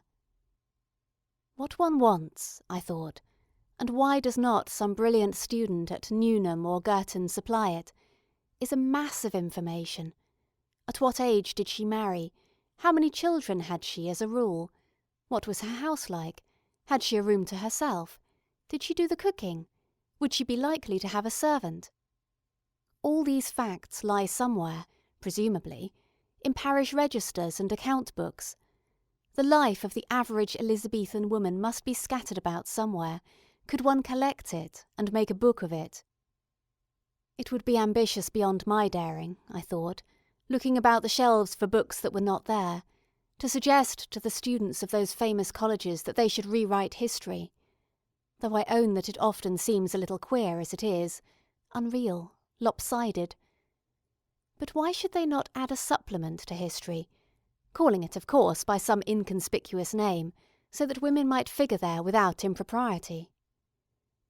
For one often catches a glimpse of them in the lives of the great, whisking away into the background, concealing, I sometimes think, a wink, a laugh, perhaps a tear. And after all, we have lives enough of Jane Austen. It scarcely seems necessary to consider again the influence of the tragedies of Joanna Baillie upon the poetry of Edgar Allan Poe. As for myself, I should not mind if the homes and haunts of Mary Russell Mitford were closed to the public for a century at least. But what I find deplorable, I continued, looking about the bookshelves again, is that nothing is known about women before the 18th century. I have no model in my mind to turn about this way and that.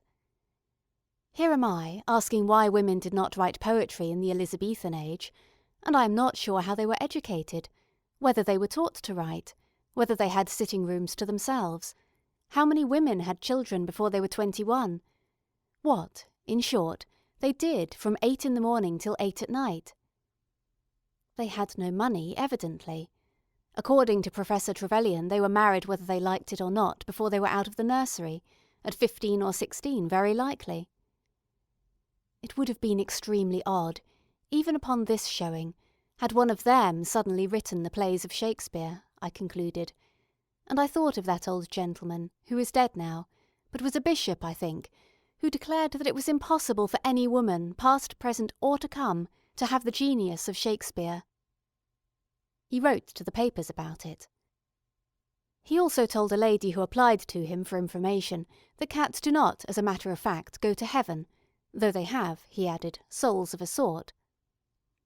How much thinking those old gentlemen used to save one! How the borders of ignorance shrank back at their approach! Cats do not go to heaven. Women cannot write the plays of Shakespeare. Be that as it may, I could not help thinking, as I looked at the works of Shakespeare on the shelf, that the bishop was right at least in this. It would have been impossible, completely and entirely, for any woman to have written the plays of Shakespeare in the age of Shakespeare. Let me imagine, since facts are so hard to come by, what would have happened had Shakespeare had a wonderfully gifted sister, called Judith, let us say. Shakespeare himself went, very probably, his mother was an heiress, to the grammar school, where he may have learnt Latin, Ovid, Virgil, and Horace, and the elements of grammar and logic.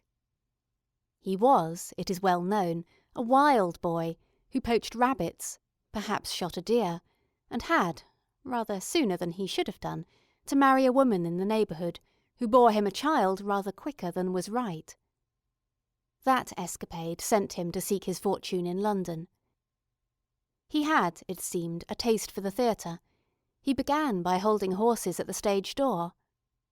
Very soon he got work in the theatre, became a successful actor, and lived at the hub of the universe, meeting everybody, knowing everybody, practising his art on the boards, exercising his wits in the streets, and even getting access to the palace of the Queen. Meanwhile, his extraordinarily gifted sister, let us suppose, remained at home. She was as adventurous, as imaginative, as agog to see the world as he was. But she was not sent to school. She had no chance of learning grammar and logic, let alone of reading Horace and Virgil. She picked up a book now and then, one of her brother's perhaps, and read a few pages. But then her parents came in and told her to mend the stockings or mind the stew, and not moon about with books and papers. They would have spoken sharply, but kindly, for they were substantial people who knew the conditions of life for a woman, and loved their daughter. Indeed, more likely than not, she was the apple of her father's eye. Perhaps she scribbled some pages up in an apple loft on the sly, but was careful to hide them or set fire to them. Soon, however, before she was out of her teens, she was to be betrothed to the son of a neighbouring wool stapler. She cried out that marriage was hateful to her, and for that she was severely beaten by her father. Then he ceased to scold her. He begged her instead not to hurt him, not to shame him in this matter of her marriage. He would give her a chain of beads or a fine petticoat, he said, and there were tears in his eyes. How could she disobey him? How could she break his heart? The force of her own gift alone drove her to it. She made up a small parcel of her belongings, let herself down by a rope one summer's night, and took the road to London. She was not 17. The birds that sang in the hedge were not more musical than she was. She had the quickest fancy, a gift, like her brother's, for the tune of words. Like him, she had a taste for the theatre. She stood at the stage door. She wanted to act, she said. Men laughed in her face. The manager, a fat, loose-lipped man, guffawed. He bellowed something about poodles dancing and women acting. No woman, he said, could possibly be an actress. He hinted, you can imagine what. She could get no training in her craft. Could she even seek her dinner in a tavern, or roam the streets at midnight? Yet her genius was for fiction, and lusted to feed abundantly upon the lives of men and women and the study of their ways. At last, for she was very young, oddly like Shakespeare the poet in her face, with the same grey eyes and rounded brows. At last Nick Green, the actor-manager, took pity on her.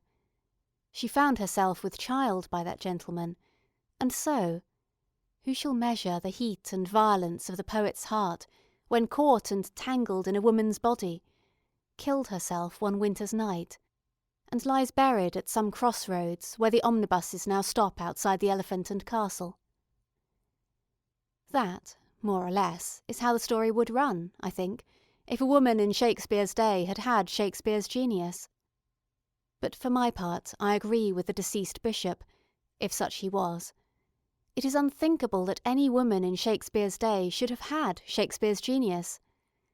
For genius like Shakespeare's is not born among labouring, uneducated, servile people. It was not born in England among the Saxons and the Britons. It is not born today among the working classes. How, then, could it have been born among women whose work began, according to Professor Trevelyan, almost before they were out of the nursery, who were forced to it by their parents and held to it by all the power of law and custom? Yet genius of a sort must have existed among women as it must have existed among the working classes.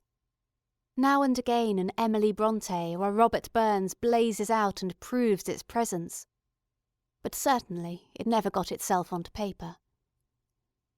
When, however, one reads of a witch being ducked, of a woman possessed by devils, of a wise woman selling herbs, or even of a very remarkable man who had a mother, then I think we are on the track of a lost novelist, a suppressed poet, of some mute and inglorious Jane Austen, some Emily Brontë who dashed her brains out on the moor, or mopped and mowed about the highways crazed with the torture that her gift had put her to.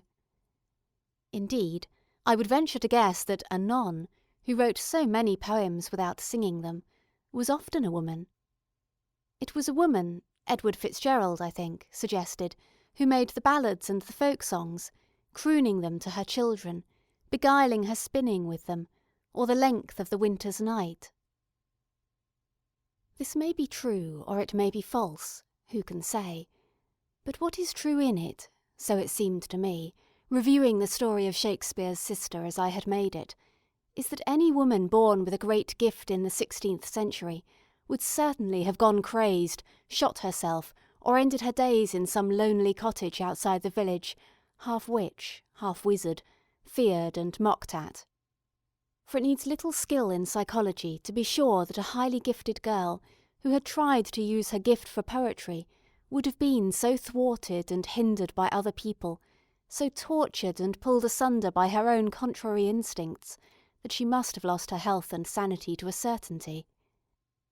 No girl could have walked to London and stood at a stage door and forced her way into the presence of actor-managers without doing herself a violence and suffering an anguish which may have been irrational, for chastity may be a fetish invented by certain societies for unknown reasons, but were none the less inevitable.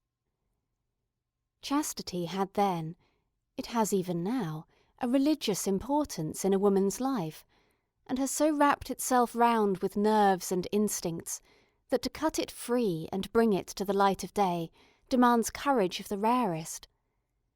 To have lived a free life in London in the 16th century would have meant for a woman who was poet and playwright a nervous stress and dilemma which might well have killed her. Had she survived, whatever she had written would have been twisted and deformed, issuing from a strained and morbid imagination. And undoubtedly, I thought, looking at the shelf where there are no plays by women, her work would have gone unsigned.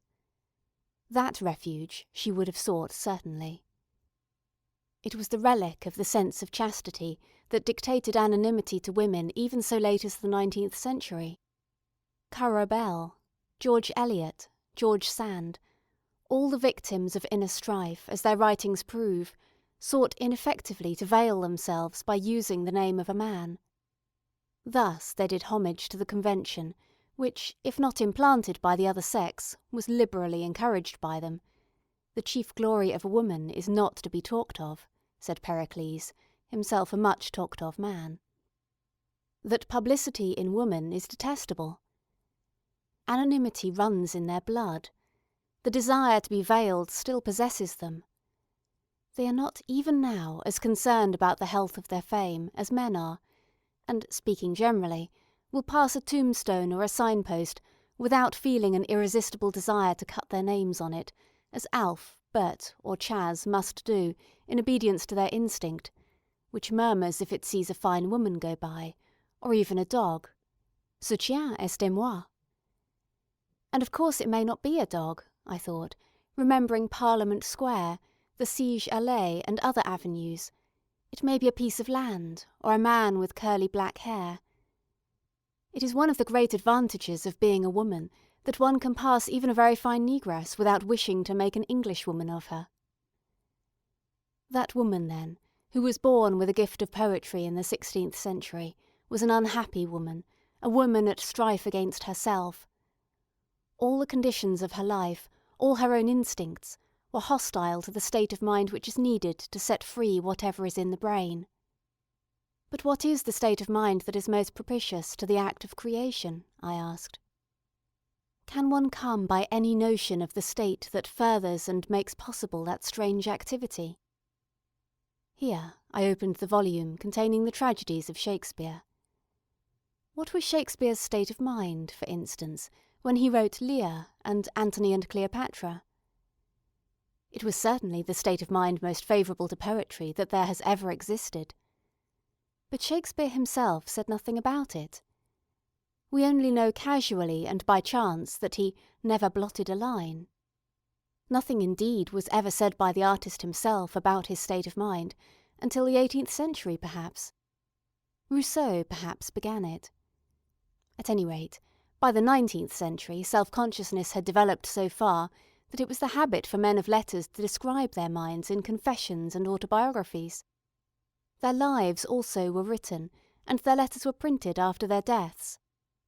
Thus, though we do not know what Shakespeare went through when he wrote Lear, we do know what Carlyle went through when he wrote the French Revolution, what Flaubert went through when he wrote Madame Bovary, what Keats was going through when he tried to write poetry against the coming death and the indifference of the world.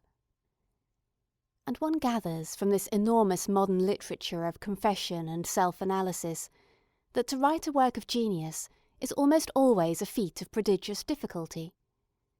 Everything is against the likelihood that it will come from the writer's mind whole and entire.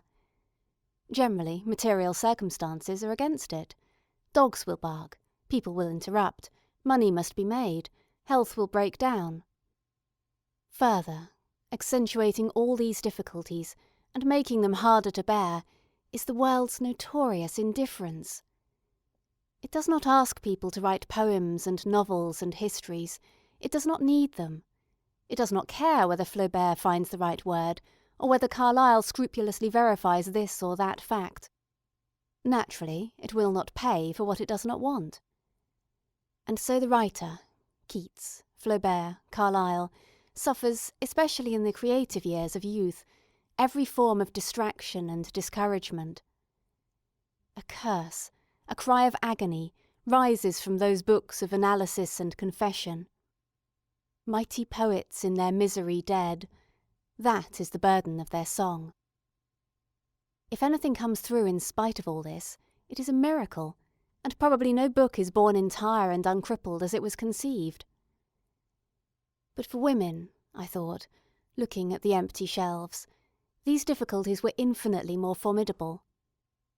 In the first place, to have a room of her own, let alone a quiet room or a soundproof room, was out of the question, unless her parents were exceptionally rich or very noble, even up to the beginning of the 19th century.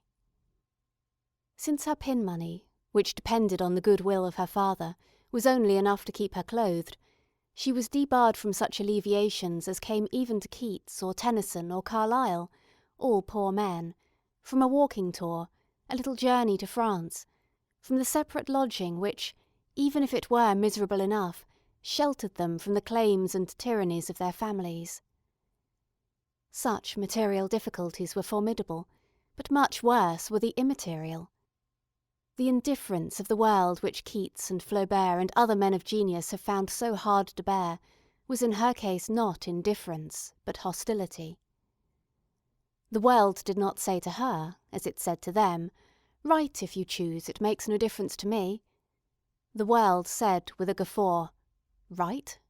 What's the good of your writing?" Here the psychologists of Newnham and Girton might come to our help, I thought, looking again at the blank spaces on the shelves. For surely it is time that the effect of discouragement upon the mind of the artist should be measured, as I have seen a dairy company measure the effect of ordinary milk and grade A milk upon the body of the rat. They set 2 rats in cages side by side, and of the 2, one was furtive, timid and small, and the other was glossy, bold and big. Now what food do we feed women as artists upon? I asked, remembering, I suppose, that dinner of prunes and custard. To answer that question, I had only to open the evening paper and to read that Lord Birkenhead is of opinion. But really, I am not going to trouble to copy out Lord Birkenhead's opinion upon the writing of women. What Dean Ing says I will leave in peace. The Harley Street specialist may be allowed to rouse the echoes of Harley Street with his vociferations without raising a hair on my head. I will quote, however, Mr. Oscar Browning, because Mr. Oscar Browning was a great figure in Cambridge at one time, and used to examine the students at Girton and Newnham. Mr. Oscar Browning was wont to declare that the impression left on his mind, after looking over any set of examination papers, was that, irrespective of the marks he might give, the best woman was intellectually the inferior of the worst man. After saying that, Mr. Browning went back to his rooms, and it is this sequel that endears him and makes him a human figure of some bulk and majesty. He went back to his rooms and found a stable boy lying on the sofa. A mere skeleton, his cheeks were cavernous and sallow, his teeth were black, and he did not appear to have the full use of his limbs. "That's Arthur," said Mr. Browning. "He's a dear boy, really, and most high-minded." The 2 pictures always seem to me to complete each other. And happily, in this age of biography, the 2 pictures often do complete each other, so that we are able to interpret the opinions of great men not only by what they say, but by what they do. But though this is possible now, such opinions coming from the lips of important people must have been formidable enough even 50 years ago. Let us suppose that a father from the highest motives did not wish his daughter to leave home and become writer, painter or scholar. "See what Mr. Oscar Browning says," he would say. And there so was not only Mr. Oscar Browning, there was the Saturday Review, there was Mr. Gregg. "The essentials of a woman's being," said Mr. Gregg emphatically, "are that they are supported by, and they minister to, men." There was an enormous body of masculine opinion to the effect that nothing could be expected of women intellectually. Even if her father did not read out loud these opinions, any girl could read them for herself, and the reading, even in the 19th century, must have lowered her vitality and told profoundly upon her work. There would always have been that assertion, "You cannot do this, you are incapable of doing that," to protest against, to overcome. Probably for a novelist this germ is no longer of much effect, for there have been women novelists of merit. But for painters it must still have some sting in it, and for musicians, I imagine, is even now active and poisonous in the extreme. The woman composer stands where the actress stood in the time of Shakespeare. Nick Green, I thought, remembering the story I had made about Shakespeare's sister, said that a woman acting put him in mind of a dog dancing. Johnson repeated the phrase 200 years later of women preaching. And here, I said, opening a book about music, we have the very words used again in this year of grace 1928, of women who try to write music. Of Mademoiselle Germaine Taillefer, one can only repeat Dr. Johnson's dictum concerning a woman preacher, transposed into terms of music. "Sir, a woman's composing is like a dog's walking on its hind legs. It is not done well, but you are surprised to find it done at all." So accurately does history repeat itself.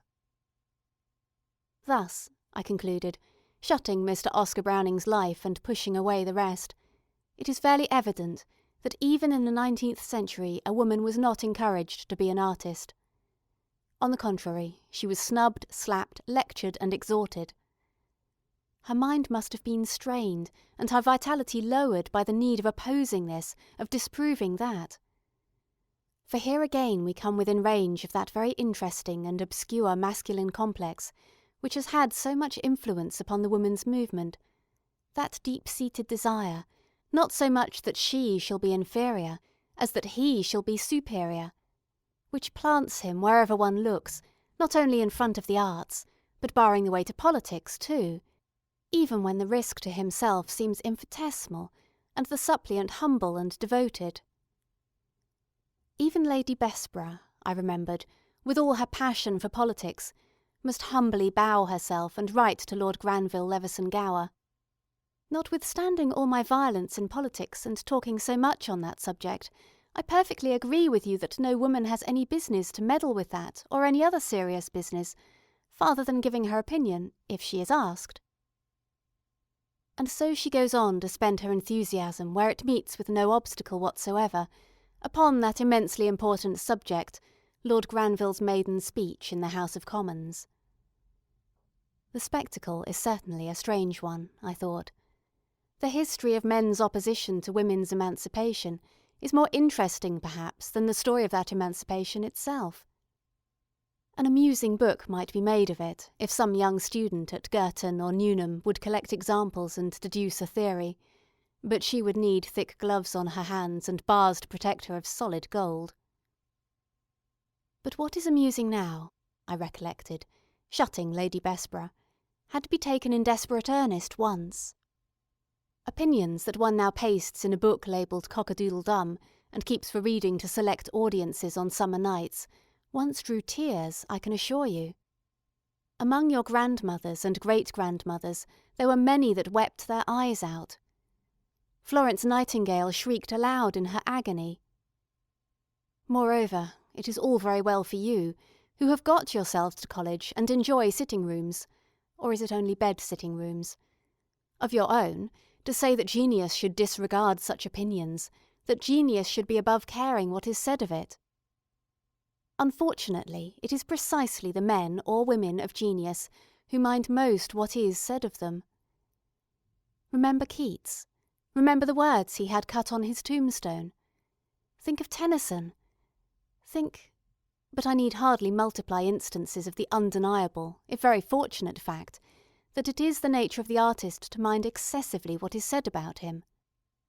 Literature is strewn with the wreckage of men who have minded beyond reason the opinions of others. And this susceptibility of theirs is doubly unfortunate, I thought, returning again to my original inquiry into what state of mind is most propitious for creative work, because the mind of an artist, in order to achieve the prodigious effort of freeing whole and entire the work that is in him, must be incandescent, like Shakespeare's mind, I conjectured, looking at the book which lay open at Antony and Cleopatra. There must be no obstacle in it, no foreign matter unconsumed.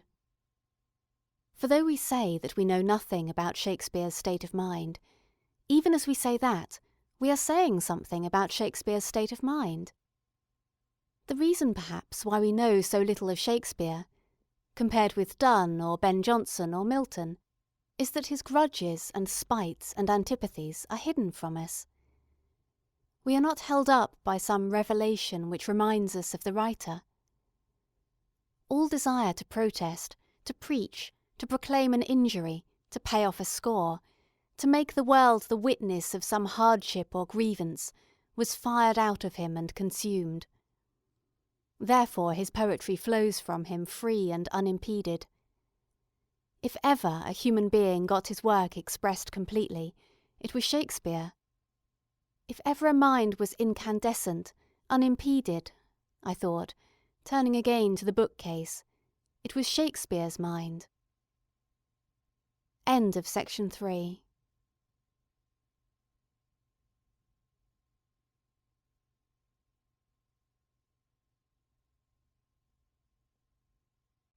Section 4 of A Room of One's Own by Virginia Woolf. This Legamus recording may be distributed and adapted freely for any purpose. That one would find any woman in that state of mind in the 16th century was obviously impossible. One has only to think of the Elizabethan tombstones with all those children kneeling with clasped hands, and their early deaths, and to see their houses with their dark, cramped rooms, to realise that no woman could have written poetry then. What one would expect to find would be that rather later, perhaps some great lady would take advantage of her comparative freedom and comfort to publish something with her name to it and risk being thought a monster. Men, of course, are not snobs, I continued, carefully eschewing the arrant feminism of Miss Rebecca West, but they appreciate with sympathy for the most part the efforts of a countess to write verse. One would expect to find a lady of title meeting with far greater encouragement than an unknown Miss Austen or a Miss Bronte at that time would have met with. But one would also expect to find that her mind was disturbed by alien emotions like fear and hatred, and that her poems showed traces of that disturbance. Here is Lady Winchelsea, for example, I thought, taking down her poems. She was born in the year 1661. She was noble both by birth and by marriage. She was childless. She wrote poetry, and one has only to open her poetry to find her bursting out in indignation against the position of women. How we are fallen by mistaken rules, and education's more than nature's fools, debarred from all improvements of the mind, and to be dull, expected and designed. And if someone would soar above the rest, with warmer fancy and ambition pressed, so strong the opposing faction still appears, the hopes to thrive can ne'er outweigh the fears. Clearly her mind has by no means consumed all impediments and become incandescent. On the contrary, it is harassed and distracted with hates and grievances. The human race is split up for her into two parties. Men are the opposing faction. Men are hated and feared because they have the power to bar her way to what she wants to do, which is to write. Alas, a woman that attempts the pen, such a presumptuous creature is esteemed, the fault can by no virtue be redeemed. They tell us we mistake our sex and way. Good breeding, fashion, dancing, dressing, play, are the accomplishments we should desire. To read or write or think or to inquire would cloud our beauty and exhaust our time, and interrupt the conquests of our prime, whilst the dull manage of a servile house is held by some our utmost art and use. Indeed, she has to encourage herself to write, by supposing that what she writes will never be published, to soothe herself with the sad chant, "To some few friends and to thy sorrows sing, for groves of laurel thou wert never meant, be dark enough thy shades and be thou there content." Yet it is clear that could she have freed her mind from hate and fear, and not heaped it with bitterness and resentment, the fire was hot within her. Now and again words issue of pure poetry. Nor will in fading silks compose, faintly, the inimitable rose. They are rightly praised by Mr. Murray, and Pope, it is thought, remembered and appropriated those others. Now the jonquil o'ercomes the feeble brain, we faint beneath the aromatic pain. It was 1,000 pities that the woman who could write like that, whose mind was tuned to nature and reflection, should have been forced to anger and bitterness. But how could she have helped herself? I asked, imagining the sneers and the laughter, the adulation of the toadies, the scepticism of the professional poet. She must have shut herself up in a room in the country to write, and been torn asunder by bitterness and scruples perhaps, though her husband was of the kindest, and their married life perfection. She must have, I say, because when one comes to seek out the facts about Lady Winchelsea, one finds, as usual, that almost nothing is known about her. She suffered terribly from melancholy, which we can explain at least to some extent, when we find her telling us how in the grip of it she would imagine, "My lines decried, and my employment thought a useless folly or presumptuous fault." The employment which was thus censured was, as far as one can see, the harmless one of rambling about the fields and dreaming. "My hand delights to trace unusual things, and deviates from the known and common way, nor will in fading silks compose, faintly, the inimitable rose." Naturally, if that was her habit, and that was her delight, she could only expect to be laughed at, and accordingly Pope or Gay is said to have satirized her as a blue-stocking with an itch for scribbling. Also it is thought that she offended Gay by laughing at him. She said that his trivia showed that he was more proper to walk before a chair than to ride in one. But this is all dubious gossip, and, says Mr. Murray, uninteresting. But there I do not agree with him, for I should have liked to have had even more of dubious gossip, so that I might have found out or made up some image of this melancholy lady, who loved wandering in the fields and thinking about unusual things, and scorned, so rashly, so unwisely, the dull manage of a servile house. But she became diffuse, Mr. Murray says. Her gift is all grown about with weeds and bound with briars. It had no chance of showing itself for the fine distinguished gift it was. And so, putting her back on the shelf, I turned to the other great lady, the Duchess whom Lamb loved, harebrained, fantastical Margaret of Newcastle, her elder but her contemporary. They were very different, but alike in this, that both were noble and both childless, and both were married to the best of husbands. In both burnt the same passion for poetry, and both are disfigured and deformed by the same causes. Open the Duchess, and one finds the same outburst of rage. Women live like bats or owls, labour like beasts, and die like worms. Margaret, too, might have been a poet. In our day all that activity would have turned a wheel of some sort. As it was, what could bind, tame, or civilize for human use that wild, generous, untutored intelligence? It poured itself out, higgledy-piggledy, in torrents of rhyme and prose, poetry and philosophy, which stand congealed in quartos and folios that nobody ever reads. She should have had a microscope put in her hand. She should have been taught to look at the stars and reason scientifically. Her wits were turned with solitude and freedom. No one checked her. No one taught her. The professors fawned on her. At court they jeered at her. Sir Egerton Brydges complained of her coarseness, as flowing from a female of high rank brought up in the courts. She shut herself up at Welbeck alone.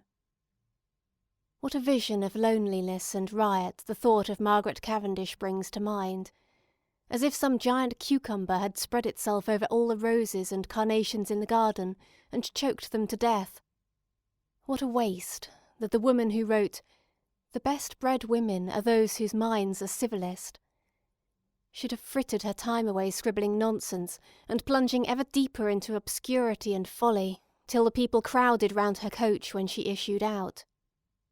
Evidently the crazy Duchess became a bogey to frighten clever girls with. Here, I remembered, putting away the Duchess and opening Dorothy Osborne's letters, is Dorothy writing to Temple about the Duchess's new book. Sure, the poor woman is a little distracted. She could never be so ridiculous else as to venture at writing books, and in verse too. If I should not sleep this fortnight, I should not come to that. And so, since no woman of sense and modesty could write books, Dorothy, who was sensitive and melancholy, the very opposite of the Duchess in temper, wrote nothing. Letters did not count. A woman might write letters while she was sitting by her father's sick-bed. She could write them by the fire whilst the men talked, without disturbing them. The strange thing is, I thought, turning over the pages of Dorothy's letters, what a gift that untaught and solitary girl had for the framing of a sentence, for the fashioning of a scene. Listen to her running on. After dinner we sit and talk till Mr. B.'s come in question, and then I am gone. The heat of the day is spent in reading or working, and about 6 or 7 o'clock I walk out into a common that lies hard by the house, where a great many young wenches keep sheep and cows and sit in the shades singing of ballads. I go to them and compare their voices and beauties to some ancient shepherdesses that I have read of, and find a vast difference there, but trust me, I think these are as innocent as those could be. I talk to them, and find they want nothing to make them the happiest people in the world, but the knowledge that they are so.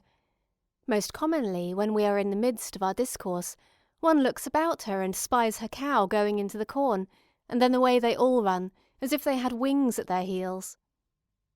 I, that am not so nimble, stay behind, and when I see them driving home their cattle, I think 'tis time for me to retire too. When I have supped, I go into the garden, and so to the side of a small river that runs by it, where I sit down and wish you with me. One could have sworn that she had the makings of a writer in her. But if I should not sleep this fortnight, I should not come to that.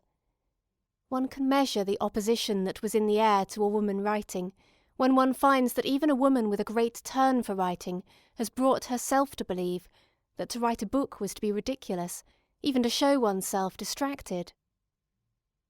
And so we come, I continued, replacing the single short volume of Dorothy Osborne's letters upon the shelf, to Mrs. Benn. And with Mrs. Benn we turn a very important corner on the road. We leave behind, shut up in their parks among their folios, those solitary great ladies who wrote without audience or criticism, for their own delight alone. We come to town and rub shoulders with ordinary people in the streets. Mrs. Benn was a middle-class woman with all the plebeian virtues of humour, vitality, and courage. A woman forced by the death of her husband, and some unfortunate adventures of her own, to make her living by her wits. She had to work on equal terms with men. She made, by working very hard, enough to live on. The importance of that fact outweighs anything that she actually wrote, even the splendid "1,000 martyrs I have made," or "Love in fantastic triumph sat." For here begins the freedom of the mind, or rather the possibility that in the course of time the mind will be free to write what it likes. For now that Aphra Benn had done it, girls could go to their parents and say, "You need not give me an allowance. I can make money by my pen." Of course the answer for many years to come was, yes, by living the life of Aphra Benn, death would be better, and the door was slammed faster than ever. That profoundly interesting subject, the value that men set upon women's chastity, and its effect upon their education, here suggests itself for discussion, and might provide an interesting book if any student at Girton or Newnham cared to go into the matter. Lady Dudley, sitting in diamonds among the midges of a Scottish moor, might serve for frontispiece. Lord Dudley, the Times said, when Lady Dudley died the other day, a man of cultivated taste and many accomplishments, was benevolent and bountiful, but whimsically despotic. He insisted upon his wife's wearing full dress, even at the remotest shooting lodge in the Highlands. He loaded her with gorgeous jewels, and so on. He gave her everything, always accepting any measure of responsibility. Then Lord Dudley had a stroke, and she nursed him, and ruled his estates with supreme competence for ever after. That whimsical despotism was in the 19th century too. But to return, Aphra Benn proved that money could be made by writing, at the sacrifice, perhaps, of certain agreeable qualities, and so by degrees writing became not merely a sign of folly and a distracted mind, but was of practical importance. A husband might die, or some disaster overtake the family. Hundreds of women began, as the 18th century drew on, to add to their pin money, or to come to the rescue of their families, by making translations or writing the innumerable bad novels which have ceased to be recorded even in textbooks, but are to be picked up in the fourpenny boxes in the Charing Cross Road. The extreme activity of mind which showed itself in the later 18th century among women, the talking and the meeting, the writing of essays on Shakespeare, the translating of the classics, was founded on the solid fact that women could make money by writing. Money dignifies what is frivolous if unpaid for. It might still be well to sneer at blue stockings with an itch for scribbling, but it could not be denied that they could put money in their purses. Thus, towards the end of the 18th century, a change came about which, if I were rewriting history, I should describe more fully and think of greater importance than the Crusades or the Wars of the Roses. the middle-class woman began to write. For if Pride and Prejudice matters, and Middlemarch and Villette and Wuthering Heights matter, then it matters far more than I can prove in an hour's discourse that women generally, and not merely the lonely aristocrat shut up in her country house among her folios and her flatterers, took to writing. Without those forerunners, Jane Austen and the Brontes and George Eliot could no more have written than Shakespeare could have written without Marlowe, or Marlowe without Chaucer, or Chaucer without those forgotten poets who paved the ways and tamed the natural savagery of the tongue. For masterpieces are not single and solitary births. They are the outcome of many years of thinking in common, of thinking by the body of the people, so that the experience of the mass is behind the single voice. Jane Austen should have laid a wreath upon the grave of Fanny Burney, and George Eliot done homage to the robust shade of Eliza Carter, the valiant old woman who tied a bell to her bedstead in order that she might wake early and learn Greek. All women together ought to let flowers fall upon the tomb of Aphra Behn, which is, most scandalously, but rather appropriately, in Westminster Abbey, for it was she who earned them the right to speak their minds. It is she, shady and amorous as she was, who makes it not quite fantastic for me to say to you tonight, earn 500 a year by your wits. Here, then, one had reached the early 19th century. And here, for the first time, I found several shelves given up entirely to the works of women. But why? I could not help asking as I ran my eyes over them. Were they, with very few exceptions, all novels? The original impulse was to poetry. The supreme head of song was a poetess. Both in France and in England, the women poets precede the women novelists.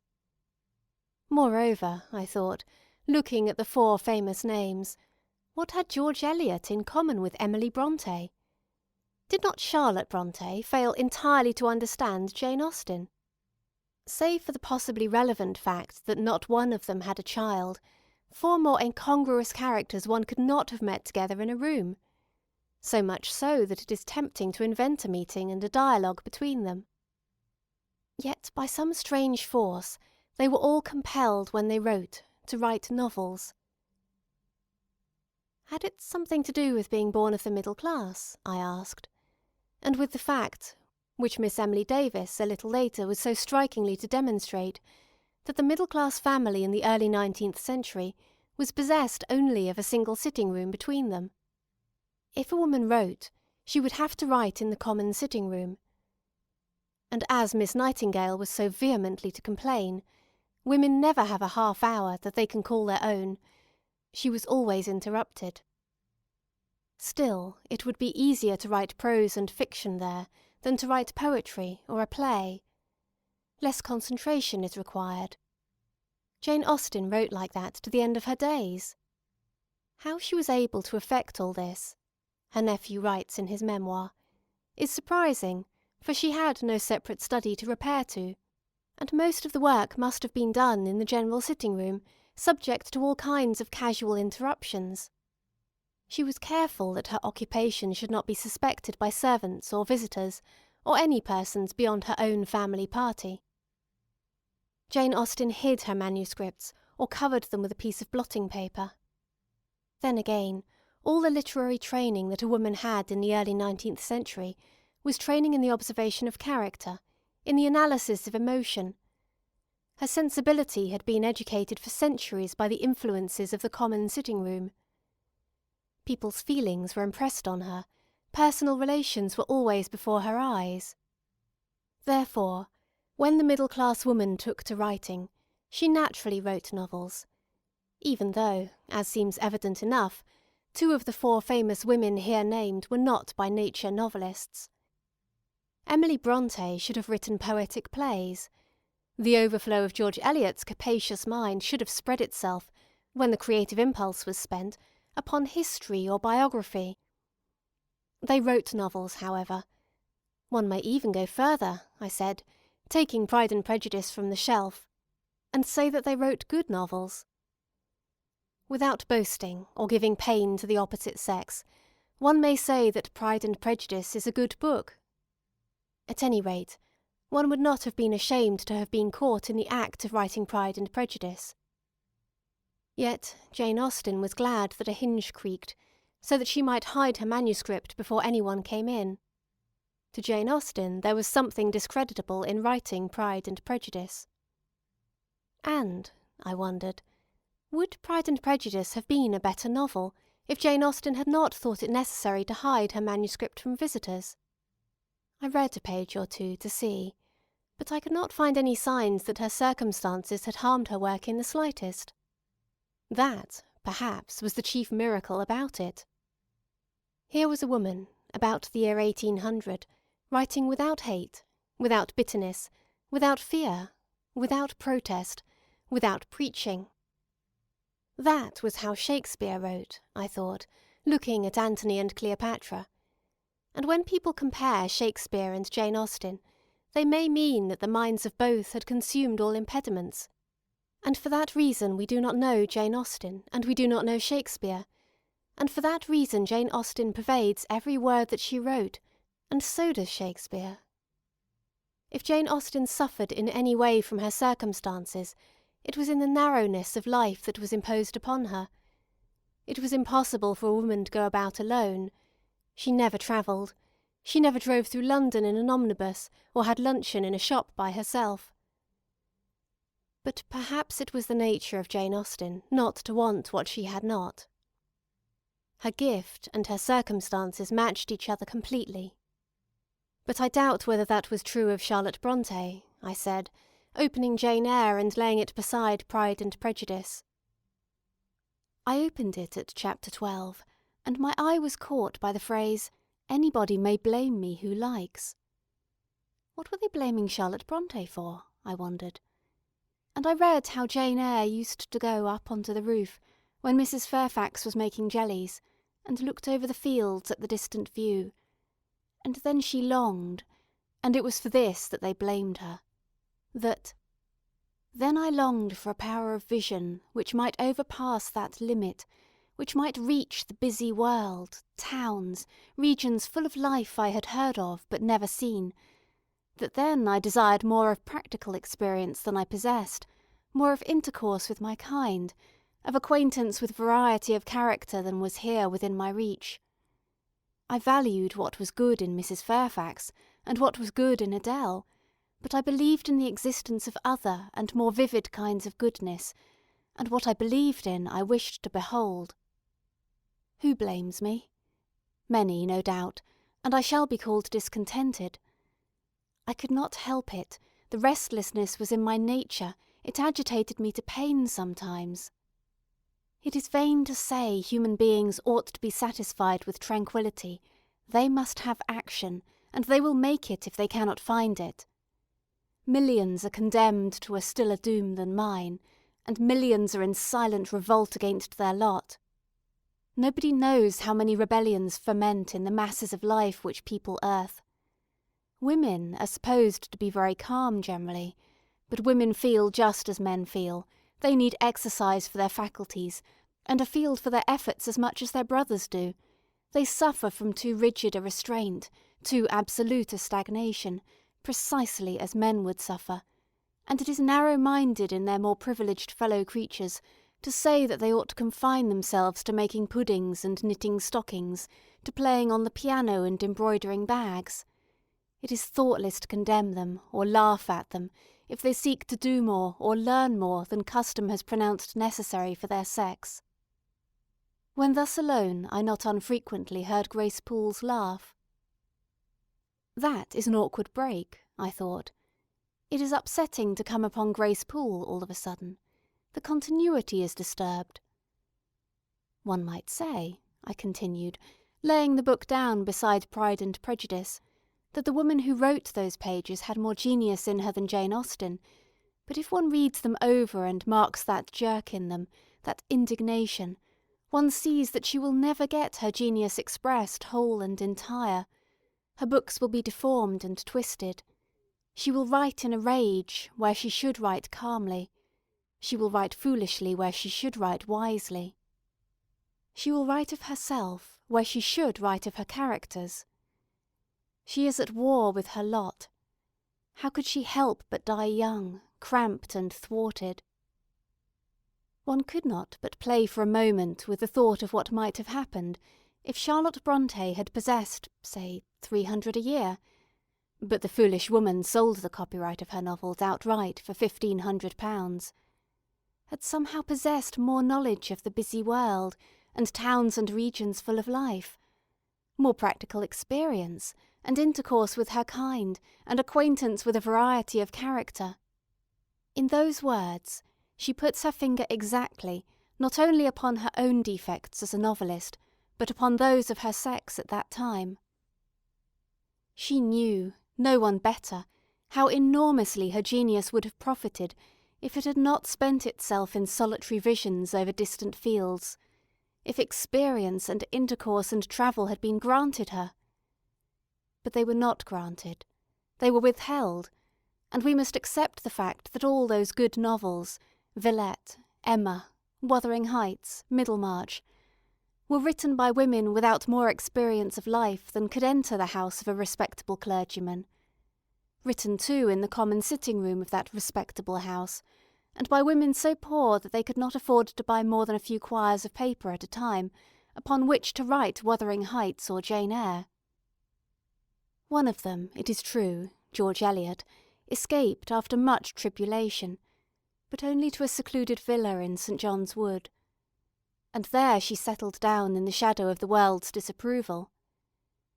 "I wish it to be understood," she wrote, "that I should never invite anyone to come and see me who did not ask for the invitation." For was she not living in sin with a married man, and might not the sight of her damage the chastity of Mrs. Smith, or whoever it might be that chanced to call? One must submit to the social convention, and be cut off from what is called the world.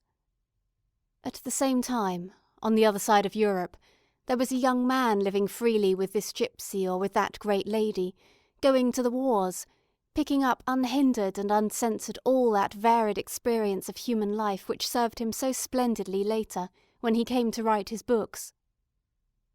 Had Tolstoy lived at the Priory in seclusion with a married lady, cut off from what is called the world, however edifying the moral lesson, he could scarcely, I thought, have written War and Peace. But one could perhaps go a little deeper into the question of novel writing and the effect of sex upon the novelist. If one shuts one's eyes and thinks of the novel as a whole, it would seem to be a creation owning a certain looking-glass likeness to life, though of course with simplifications and distortions innumerable. At any rate, it is a structure leaving a shape on the mind's eye, built now in squares, now pagoda-shaped, now throwing out wings and arcades, now solidly compact and domed like the Cathedral of St. Sophia at Constantinople. This shape, I thought, thinking back over certain famous novels, starts in one the kind of emotion that is appropriate to it. But that emotion at once blends itself with others, for the shape is not made by the relation of stone to stone, but by the relation of human being to human being. Thus a novel starts in us all sorts of antagonistic and opposed emotions. Life conflicts with something that is not life. Hence the difficulty of coming to any agreement about novels, and the immense sway that our private prejudices have upon us. On the one hand we feel, you, John the hero, must live, or I shall be in the depths of despair. On the other we feel, alas, John, you must die, because the shape of the book requires it. Life conflicts with something that is not life. Then, since life it is in part, we judge it as life. James is the sort of man I most detest, one says. Or, this is a farrago of absurdity. I could never feel anything of the sort myself. The whole structure, it is obvious, thinking back on any famous novel, is one of infinite complexity, because it is thus made up of so many different judgments, of so many different kinds of emotion. The wonder is that any book so composed holds together for more than a year or two, or can possibly mean to the English reader what it means for the Russian or the Chinese. But they do hold together occasionally, very remarkably. And what holds them together in these rare instances of survival, I was thinking of War and Peace, is something that one calls integrity, though it has nothing to do with paying one's bills or behaving honourably in an emergency. What one means by integrity, in the case of the novelist, is the conviction that he gives one that this is the truth. Yes, one feels, I should never have thought that this could be so. I have never known people behaving like that. But you have convinced me that so it is, so it happens. One holds every phrase, every scene to the light as one reads, for nature seems, very oddly, to have provided us with an inner light by which to judge of the novelist's integrity or disintegrity. Or perhaps it is rather that nature, in her most irrational mood, has traced in invisible ink on the walls of the mind a premonition which these great artists confirm, a sketch which only needs to be held to the fire of genius to become visible. When one so exposes it and sees it come to life, one exclaims in rapture, "But this is what I have always felt and known and desired." And one boils over with excitement, and, shutting the book even with a kind of reverence, as though it was something very precious, a stand-by to return to as long as one lives, one puts it back on the shelf, I said, taking War and Peace and putting it back in its place. If, on the other hand, these poor sentences that one takes and tests rouse first a quick and eager response with their bright colouring and their dashing gestures, but there they stop, something seems to check them in their development, or if they bring to light only a faint scribble in that corner and a blot over there, and nothing appears whole and entire, then one heaves a sigh of disappointment and says, "Another failure. This novel has come to grief somewhere." And for the most part, of course, novels do come to grief somewhere. The imagination falters under the enormous strain. The insight is confused, it can no longer distinguish between the true and the false, it has no longer the strength to go on with the vast labour that calls at every moment for the use of so many different faculties. But how would all this be affected by the sex of the novelist, I wondered, looking at Jane Eyre and the others. Would the fact of her sex in any way interfere with the integrity of a woman novelist, that integrity which I take to be the backbone of the writer? Now, in the passages I have quoted from Jane Eyre, it is clear that anger was tampering with the integrity of Charlotte Brontë the novelist. She left her story, to which her entire devotion was due, to attend to some personal grievance. She remembered that she had been starved of her proper due of experience. She had been made to stagnate in a parsonage mending stockings when she wanted to wander free over the world. Her imagination swerved from indignation, and we feel it swerve. But there were many more influences than anger tugging at her imagination and deflecting it from its path. Ignorance, for instance. The portrait of Rochester is drawn in the dark. We feel the influence of fear in it, just as we constantly feel an acidity which is the result of oppression, a buried suffering smouldering beneath her passion, a rancour which contracts those books, splendid as they are, with a spasm of pain.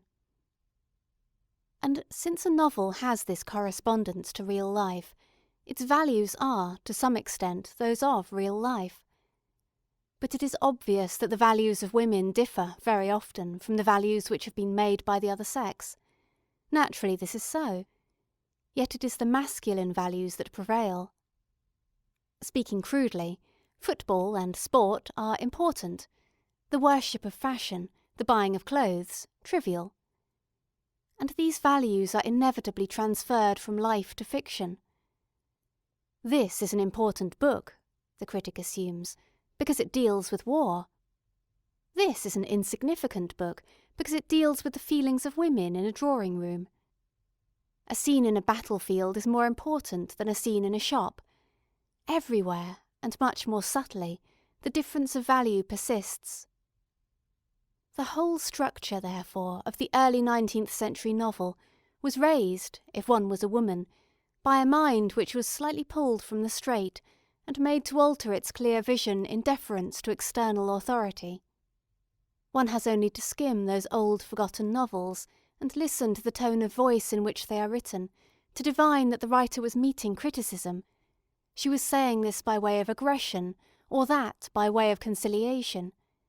She was admitting that she was only a woman, or protesting that she was as good as a man. She met that criticism as her temperament dictated, with docility and diffidence, or with anger and emphasis. It does not matter which it was. She was thinking of something other than the thing itself. Down comes her book upon our heads. There was a flaw in the centre of it. And I thought of all the women's novels that lie scattered, like small pock-marked apples in an orchard, about the second-hand bookshops of London. It was the flaw in the centre that had rotted them. She had altered her values in deference to the opinion of others. But how impossible it must have been for them not to budge either to the right or to the left. What genius, what integrity it must have required in face of all that criticism, in the midst of that purely patriarchal society, to hold fast to the thing as they saw it without shrinking. Only Jane Austen did it, and Emily Brontë.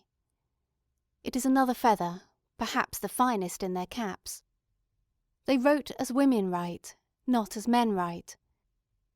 Of all the 1,000 women who wrote novels then, they alone entirely ignored the perpetual admonitions of the eternal pedagogue, write this, think that. They alone were deaf to that persistent voice, now grumbling, now patronising, now domineering, now grieved, now shocked, now angry, now avuncular, that voice which cannot let women alone, but must be at them, like some too conscientious governess, adjuring them, like Sir Egerton Brydges, to be refined, dragging even into the criticism of poetry, criticism of sex. Admonishing them, if they would be good, and win, as I suppose, some shiny prize, to keep within certain limits which the gentleman in question thinks suitable. Female novelists should only aspire to excellence by courageously acknowledging the limitations of their sex. That puts the matter in a nutshell, and when I tell you, rather to your surprise, that this sentence was written not in August 1828, but in August 1928, you will agree, I think, that however delightful it is to us now, it represents a vast body of opinion. I am not going to stir those old pools. I take only what chance has floated to my feet, that was far more vigorous and far more vocal a century ago. It would have needed a very stalwart young woman in 1828 to disregard all those snubs and chidings and promises of prizes. One must have been something of a firebrand to say to oneself, "Oh, but they can't buy literature too. Literature is open to everybody. I refuse to allow you, beadle though you are, to turn me off the grass. Lock up your libraries if you like, but there is no gate, no lock, no bolt that you can set upon the freedom of my mind." But whatever effect discouragement and criticism had upon their writing, and I believe that they had a very great effect, that was unimportant compared with the other difficulty which faced them.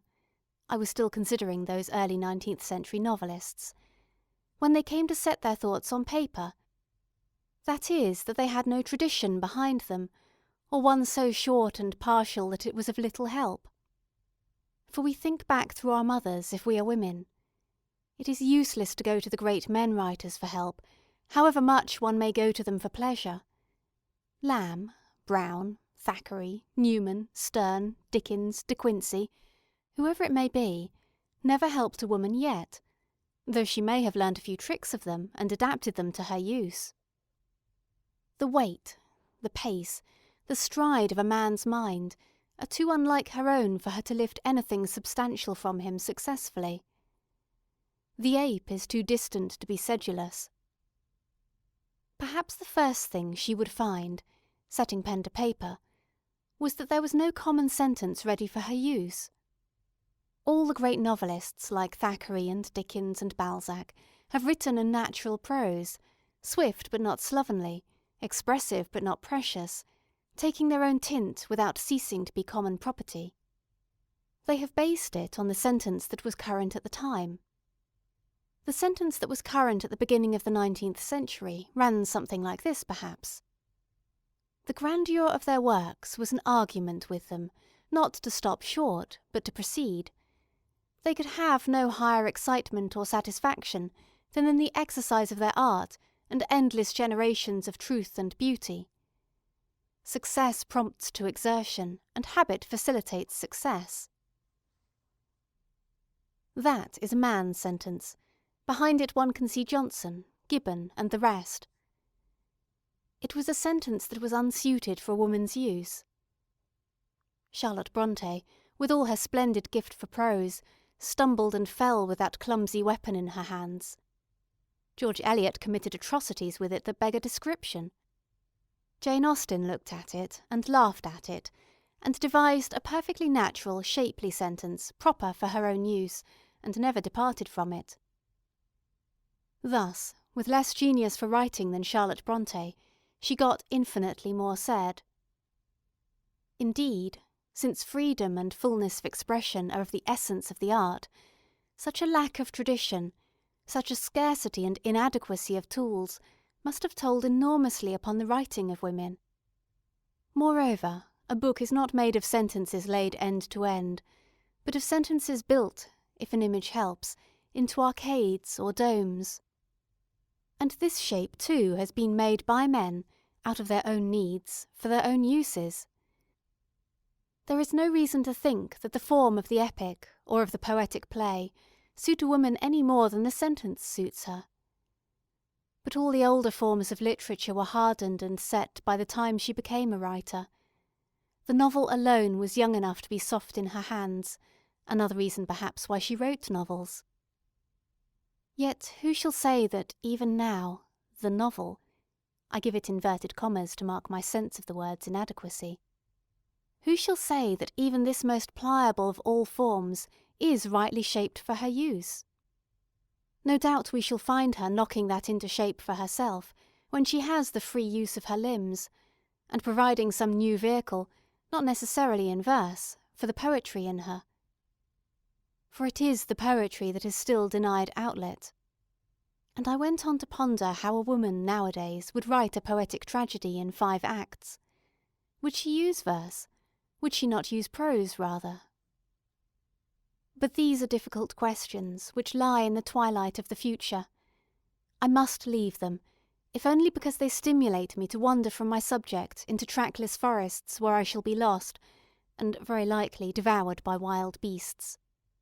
I do not want, and I am sure that you do not want me, to broach that very dismal subject, the future of fiction.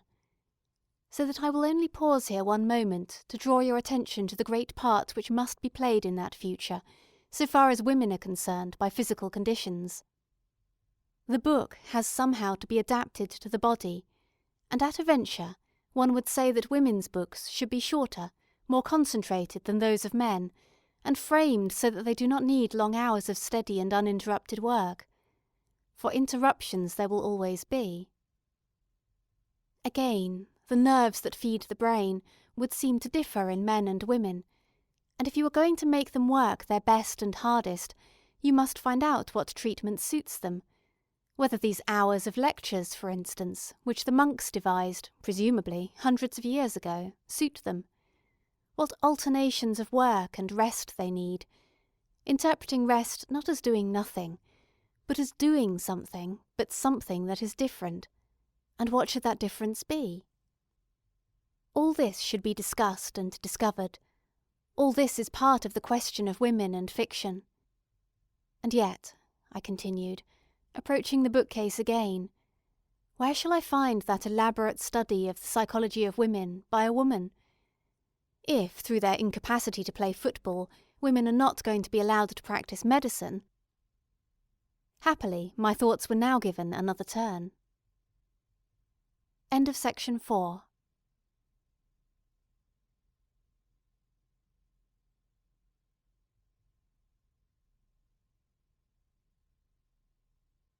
Section 5 of A Room of One's Own by Virginia Woolf. This legamus recording may be distributed and adapted freely for any purpose. I had come at last, in the course of this rambling, to the shelves which hold books by the living, by women and by men, for there are almost as many books written by women now as by men. Or if that is not yet quite true, if the male is still the voluble sex, it is certainly true that women no longer write novels solely. There are Jane Harrison's books on Greek archaeology, Vernon Lee's books on aesthetics, Gertrude Bell's books on Persia. There are books on all sorts of subjects which a generation ago no woman could have touched. There are poems and plays and criticism, there are histories and biographies, books of travel and books of scholarship and research. There are even a few philosophies and books about science and economics. And though novels predominate, novels themselves may very well have changed from association with books of a different feather. The natural simplicity, the epic age of women's writing, may have gone. Reading and criticism may have given her a wider range, a greater subtlety. The impulse towards autobiography may be spent. She may be beginning to use writing as an art, not as a method of self-expression. Among these new novels one might find an answer to several such questions. I took down one of them at random.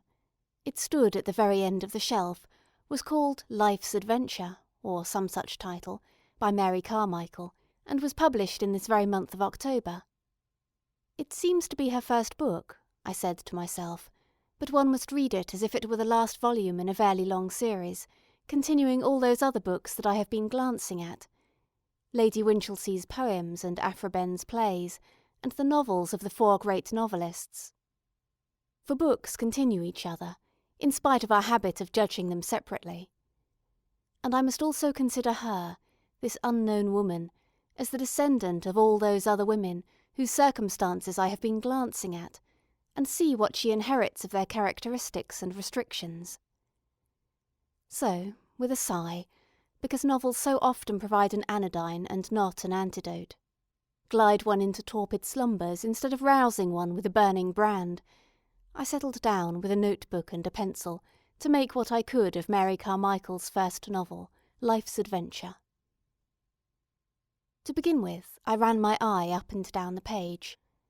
"I'm going to get the hang of her sentences first," I said, "before I load my memory with Blue Eyes and Brown, and the relationship that there may be between Chloe and Roger. There will be time for that when I have decided whether she has a pen in her hand or a pickaxe." So I tried a sentence or two on my tongue. Soon it was obvious that something was not quite in order. The smooth gliding of sentence after sentence was interrupted. Something tore, something scratched. A single word here and there flashed its torch in my eyes. She was unhanding herself, as they say in the old plays. She is like a person striking a match that will not light, I thought. But why? I asked her, as if she were present. A Jane Austen sentence is not of the right shape for you. Must they all be scrapped because Emma and Mr. Woodhouse are dead? Alas, I sighed, that it should be so. For while Jane Austen breaks from melody to melody, as Mozart from song to song, to read this writing was like being out at sea in an open boat. Up one went, down one sank. This terseness, this short-windedness, might mean that she was afraid of something, afraid of being called sentimental, perhaps. Or she remembers that women's writing has been called flowery, and so provides a superfluity of thorns. But until I have read a scene with some care, I cannot be sure whether she is being herself or someone else. At any rate, she does not lower one's vitality, I thought, reading more carefully. But she is heaping up too many facts. She will not be able to use half of them in a book of this size. It was about half the length of Jane Eyre. However, by some means or other, she succeeded in getting us all, Roger, Chloe, Olivia, Tony, and Mr. Bigham, in a canoe up the river. "Wait a moment," I said, leaning back in my chair. "I must consider the whole thing more carefully before I go any further." "I am almost sure," I said to myself, that Mary Carmichael is playing a trick on us. For I feel as one feels on a switchback railway, when the car, instead of sinking as one has been led to expect, swerves up again. Mary is tampering with the expected sequence. First she broke the sentence. Now she has broken the sequence. Very well, she has every right to do both these things if she does them not for the sake of breaking, but for the sake of creating. Which of the two it is I cannot be sure until she has faced herself with a situation. I will give her every liberty, I said, to choose what that situation shall be. She shall make it of tin cans and old kettles if she likes, but she must convince me that she believes it to be a situation, and then, when she has made it, she must face it. She must jump. And, determined to do my duty by her as reader, if she would do her duty by me as writer, I turned the page and read, "I'm sorry to break off so abruptly. Are there no men present? Do you promise me that behind that red curtain over there the figure of Sir Charles Byron is not concealed? We are all women, you assure me." Then I may tell you that the very next words I read were these: "Chloe liked Olivia." Do not start. Do not blush. Let us admit, in the privacy of our own society, that these things sometimes happen. Sometimes women do like women. "Chloe liked Olivia," I read. And then it struck me how immense a change was there. Chloe liked Olivia, perhaps for the first time in literature. Cleopatra did not like Octavia. And how completely Antony and Cleopatra would have been altered had she done so. As it is, I thought, letting my mind, I'm afraid, wander a little from life's adventure, the whole thing is simplified, conventionalized, if one dared say it absurdly. Cleopatra's only feeling about Octavia is one of jealousy. Is she taller than I am? How does she do her hair? The play, perhaps, required no more. But how interesting it would have been if the relationship between the two women had been more complicated. All these relationships between women, I thought, rapidly recalling the splendid gallery of fictitious women, are too simple. So much has been left out, unattempted. And I tried to remember any case in the course of my reading where two women are represented as friends. There is an attempt at it in Diana of the Crossways. They are confidants, of course, in Racine and the Greek tragedies. They are now and then mothers and daughters. But almost without exception they are shown in their relation to men. It was strange to think that all the great women of fiction were, until Jane Austen's day, not only seen by the other sex, but seen only in relation to the other sex. And how small a part of a woman's life is that, and how little can a man know of even that when he observes it through the black or rosy spectacles which sex puts upon his nose. Hence, perhaps, the peculiar nature of woman in fiction, the astonishing extremes of her beauty and horror, her alternations between heavenly goodness and hellish depravity. For so a lover would see her as his love rose or sank, was prosperous or unhappy. This is not so true of the 19th century novelists, of course. Woman becomes much more various and complicated there. Indeed, it was the desire to write about women, perhaps, that led men by degrees to abandon the poetic drama, which, with its violence, could make so little use of them, and to devise the novel as a more fitting receptacle. Even so, it remains obvious, even in the writing of Proust, that a man is terribly hampered and partial in his knowledge of women, as a woman in her knowledge of men. Also, I continued, looking down at the page again, it is becoming evident that women, like men, have other interests besides the perennial interests of domesticity. Chloe liked Olivia. They shared a laboratory together. I read on and discovered that these two young women were engaged in mincing liver, which is, it seems, a cure for pernicious anemia, although one of them was married and had, I think I am right in stating, 2 small children. Now all that, of course, has had to be left out, and thus the splendid portrait of the fictitious woman is much too simple and much too monotonous. Suppose, for instance, that men were only represented in literature as the lovers of women, and were never the friends of men, soldiers, thinkers, dreamers. How few parts in the plays of Shakespeare could be allotted to them, how literature would suffer.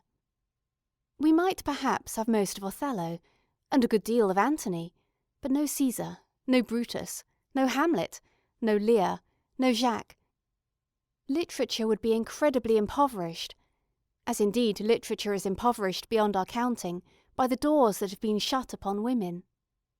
Married against their will, kept in one room and to one occupation, how could a dramatist give a full or interesting or truthful account of them? Love was the only possible interpreter. The poet was forced to be passionate or bitter, unless indeed he chose to hate women, which meant more often than not that he was unattractive to them. Now, if Chloe likes Olivia, and they share a laboratory, which of itself will make their friendship more varied and lasting because it will be less personal. If Mary Carmichael knows how to write, and I was beginning to enjoy some quality in her style. If she has a room to herself, of which I am not quite sure.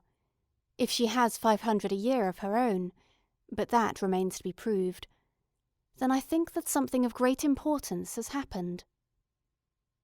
For if Chloe likes Olivia, and Mary Carmichael knows how to express it, she will light a torch in that vast chamber where nobody has yet been. It is all half lights and profound shadows, like those serpentine caves where one goes with a candle peering up and down, not knowing where one is stepping. And I began to read the book again, and read how Chloe watched Olivia put a jar on a shelf, and say how it was time to go home to her children. "That is a sight that has never been seen since the world began," I exclaimed.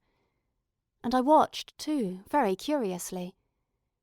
For I wanted to see how Mary Carmichael set to work to catch those unrecorded gestures, those unsaid or half-said words, which form themselves, no more palpably than the shadows of moths on the ceiling, when women are alone, unlit by the capricious and coloured light of the other sex.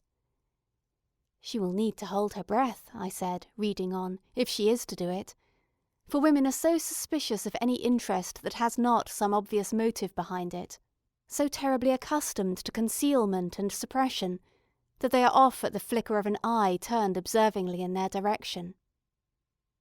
The only way for you to do it," I thought, addressing Mary Carmichael as if she were there, "would be to talk of something else, looking steadily out of the window, and thus note, not with a pencil in a notebook, but in the shortest of shorthand, in words that are hardly syllabled yet, what happens when Olivia, this organism that has been under the shadow of the rock these million years, feels the light fall on it, and sees coming her way a piece of strange food, knowledge, adventure, art.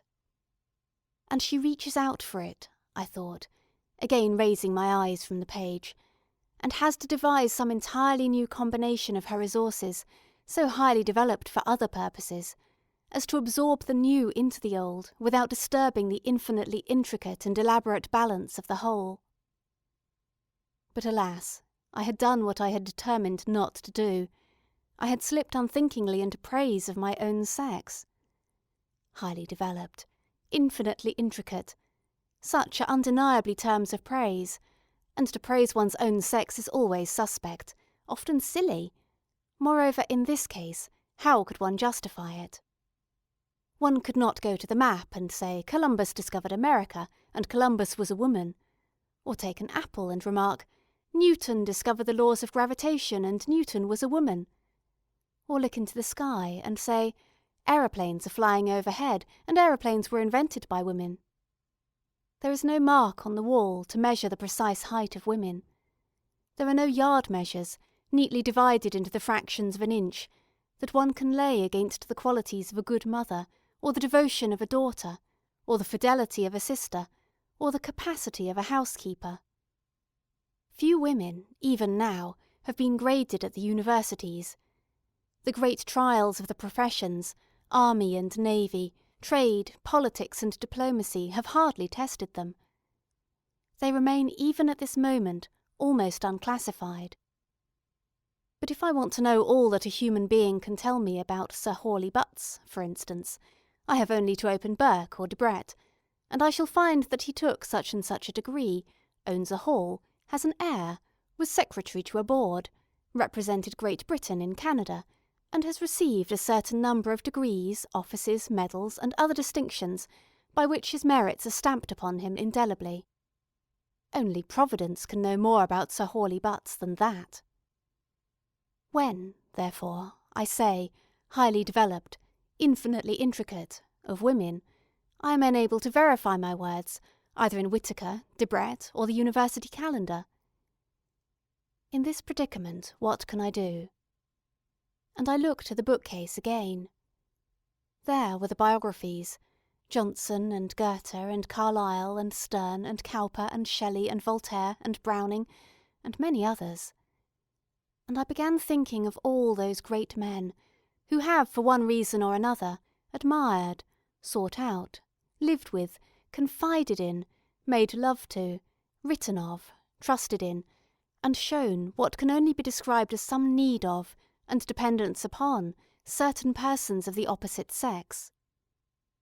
That all these relationships were absolutely platonic I would not affirm, and Sir William Joynson Hicks would probably deny.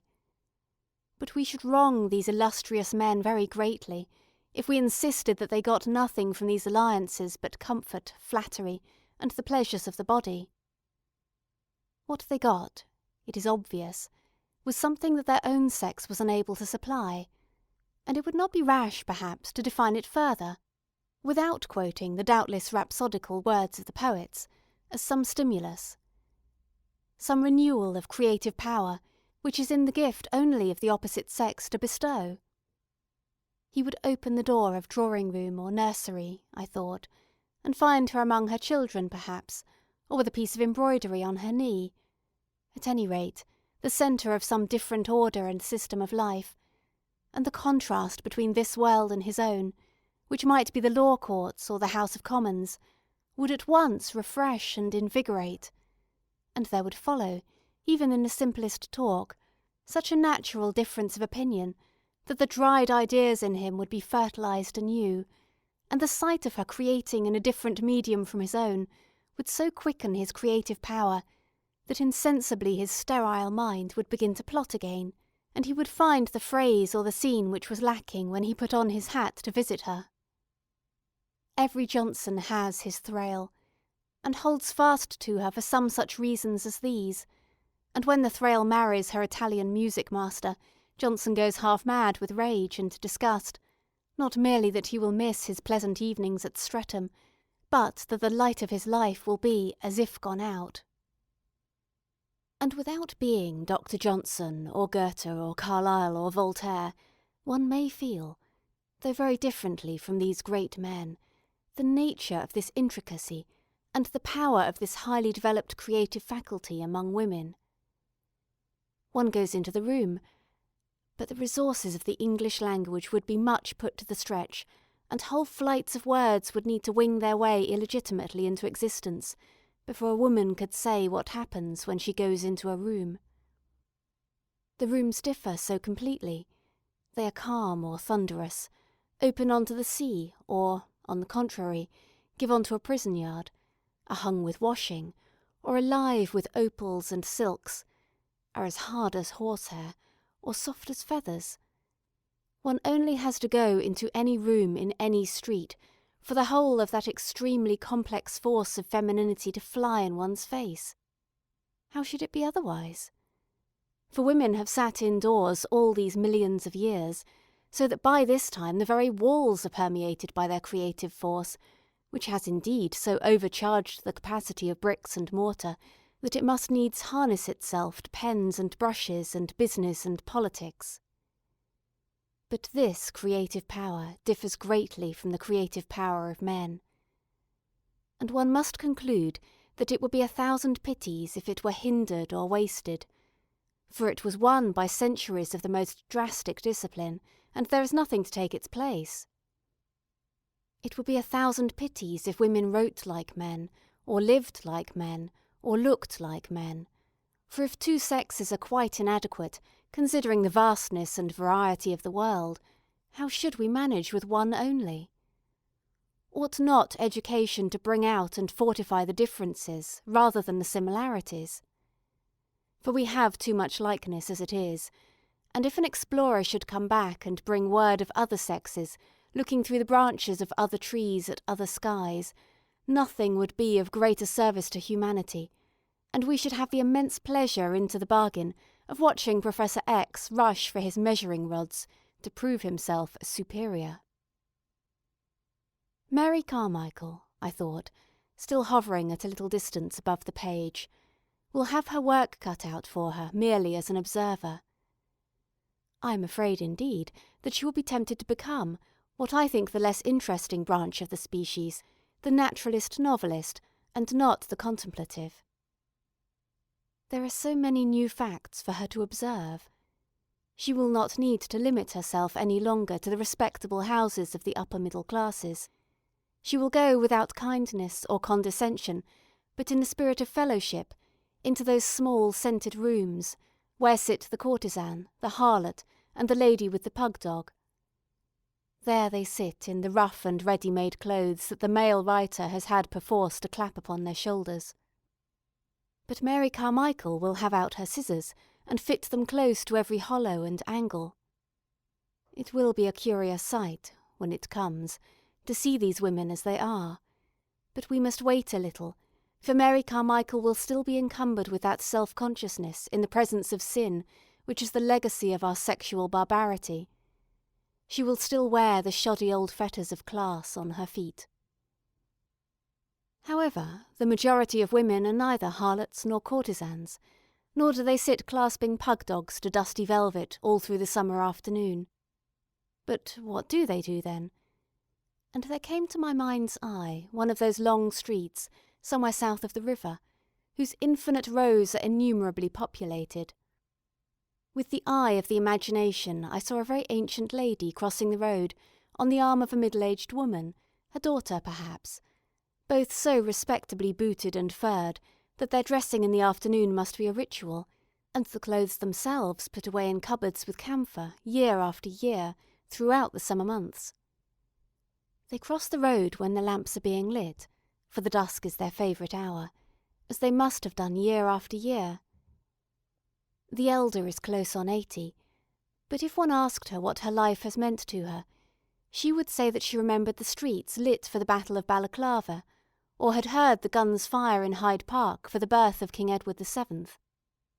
And if one asked her, longing to pin down the moment with date and season, but what were you doing on the 5th of April 1868, or the 2nd of November 1875, she would look vague, and say that she could remember nothing. For all the dinners are cooked, the plates and cups washed, the children sent to school and gone out into the world. Nothing remains of it all. All has vanished. No biography or history has a word to say about it, and the novels, without meaning to, inevitably lie. All these infinitely obscure lives remain to be recorded, I said, addressing Mary Carmichael as if she were present, and went on in thought through the streets of London, feeling in imagination the pressure of dumbness, the accumulation of unrecorded life, whether from the women at the street corners with their arms akimbo, and the rings embedded in their fat swollen fingers, talking with a gesticulation like the swing of Shakespeare's words, or from the violet sellers and match sellers, and old crones stationed under doorways, or from drifting girls whose faces, like waves in sun and cloud, signal the coming of men and women, and the flickering lights of shop windows. All that you will have to explore, I said to Mary Carmichael, holding your torch firm in your hand. Above all, you must illumine your own soul with its profundities and its shallows, and its vanities and its generosities, and say what your beauty means to you, or your plainness, and what is your relation to the ever-changing and turning world of gloves and shoes, and stuffs swaying up and down among the faint scents that come through chemists' bottles, down arcades of dress material over a floor of pseudo-marble. For in imagination I had gone into a shop. It was laid with black and white paving. It was hung, astonishingly beautifully, with coloured ribbons. Mary Carmichael might well have a look at that in passing, I thought, for it is a sight that would lend itself to the pen as fittingly as any snowy peak or rocky gorge in the Andes. And there is the girl behind the counter too. I would as soon have her true history as the 150th life of Napoleon, or 70th study of Keats and his use of Miltonic inversion, which old Professor Z and his like are now inditing. And then I went on, very warily, on the very tips of my toes. So cowardly am I, so afraid of the lash that was once almost laid on my own shoulders, to murmur that she should also learn to laugh, without bitterness, at the vanities, say rather at the peculiarities, for it is a less offensive word, of the other sex. For there is a spot the size of a shilling at the back of the head, which one can never see for oneself. It is one of the good offices that sex can discharge for sex, to describe that spot the size of a shilling at the back of the head. Think how much women have profited by the comments of Juvenal, by the criticism of Strindberg. Think with what humanity and brilliancy men, from the earliest ages, have pointed out to women that dark place at the back of the head. And if Mary were very brave and very honest, she would go behind the other sex and tell us what she found there. A true picture of man as a whole can never be painted until a woman has described that spot the size of a shilling. Mr. Woodhouse and Mr. Casaubon are spots of that size and nature.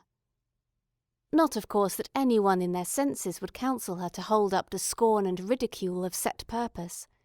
Literature shows the futility of what is written in that spirit. Be truthful, one would say, and the result is bound to be amazingly interesting. Comedy is bound to be enriched. New facts are bound to be discovered. However, it was high time to lower my eyes to the page again. It would be better, instead of speculating what Mary Carmichael might write and should write, to see what in fact Mary Carmichael did write. So I began to read again. I remembered that I had certain grievances against her. She had broken up Jane Austen's sentence, and thus given me no chance of pluming myself upon my impeccable taste, my fastidious ear. For it was useless to say, yes, this is very nice, but Jane Austen wrote much better than you do, when I had to admit that there was no point of likeness between them. Then she had gone further and broken the sequence, the expected order. Perhaps she had done this unconsciously, merely giving things their natural order, as a woman would, if she wrote like a woman.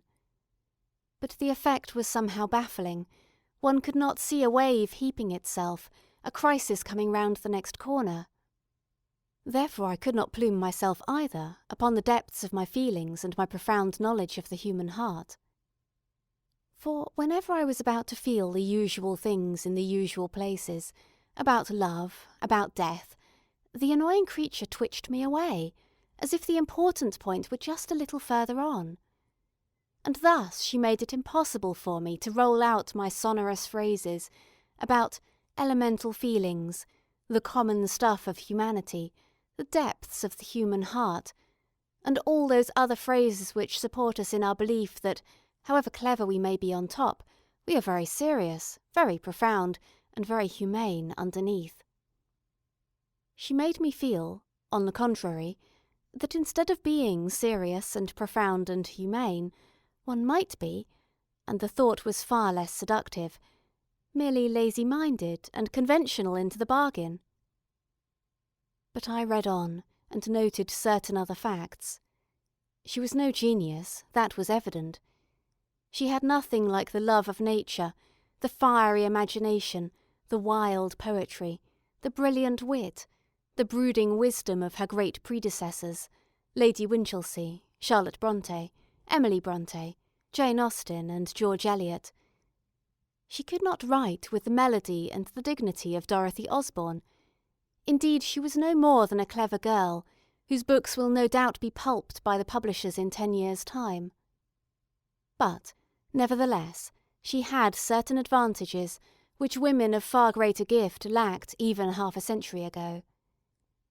Men were no longer to her the opposing faction. She need not waste her time railing against them. She need not climb onto the roof and ruin her peace of mind, longing for travel, experience, and a knowledge of the world and character that were denied her.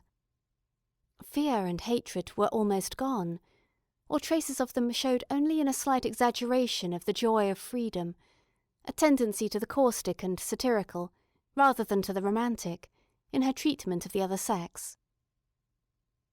Then there could be no doubt that as a novelist she enjoyed some natural advantages of a high order.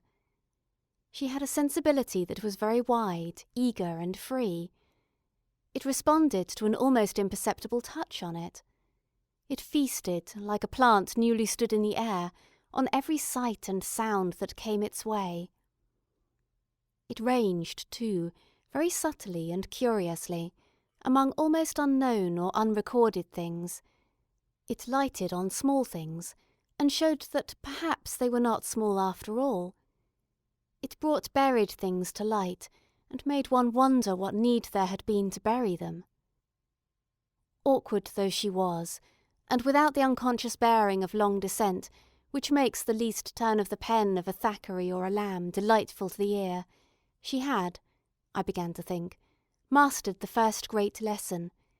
She wrote as a woman, but as a woman who has forgotten that she is a woman, so that her pages were full of that curious sexual quality which comes only when sex is unconscious of itself.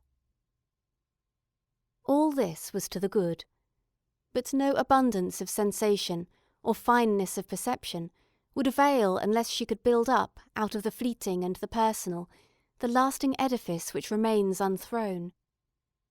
I had said that I would wait until she faced herself with a situation, and I meant by that until she proved by summoning, beckoning, and getting together that she was not a skimmer of surfaces merely, but had looked beneath into the depths. Now is the time, she would say to herself at a certain moment, when without doing anything violent I can show the meaning of all this. And she would begin, how unmistakable that quickening is, beckoning and summoning, and there would rise up in memory, half forgotten, perhaps quite trivial things in other chapters dropped by the way. And she would make their presence felt while someone sewed or smoked a pipe, as naturally as possible, and one would feel, as she went on writing, as if one had gone to the top of the world and seen it laid out, very majestically, beneath. At any rate, she was making the attempt. And as I watched her lengthening out for the test, I saw, but hoped that she did not see, the bishops and the deans, the doctors and the professors, the patriarchs and the pedagogues, all at her shouting warning and advice. You can't do this, and you shan't do that. Fellows and scholars only allowed on the grass, ladies not admitted without a letter of introduction, aspiring and graceful female novelists this way. So they kept at her like the crowd at a fence on the racecourse, and it was her trial to take her fence without looking to right or to left. If you stopped to curse, you were lost, I said to her. Equally, if you stopped to laugh. Hesitate or fumble, and you are done for. Think only of the jump, I implored her, as if I had put the whole of my money on her back. And she went over it like a bird. But there was a fence beyond that, and a fence beyond that. Whether she had the staying power, I was doubtful, for the clapping and the crying were fraying to the nerves. But she did her best. Considering that Mary Carmichael was no genius, but an unknown girl writing her first novel in a bed-sitting room, without enough of those desirable things, time, money, and idleness, she did not do so badly, I thought. Give her another 100 years, I concluded, reading the last chapter. People's noses and bare shoulders showed naked against a starry sky, for someone had twitched the curtain in the drawing-room. Give her a room of her own and 500 a year.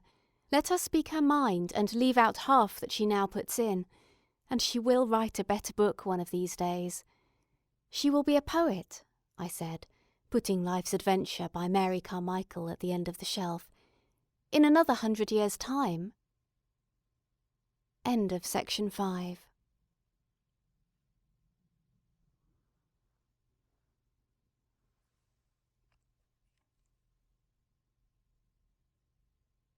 Section 6 of A Room of One's Own by Virginia Woolf.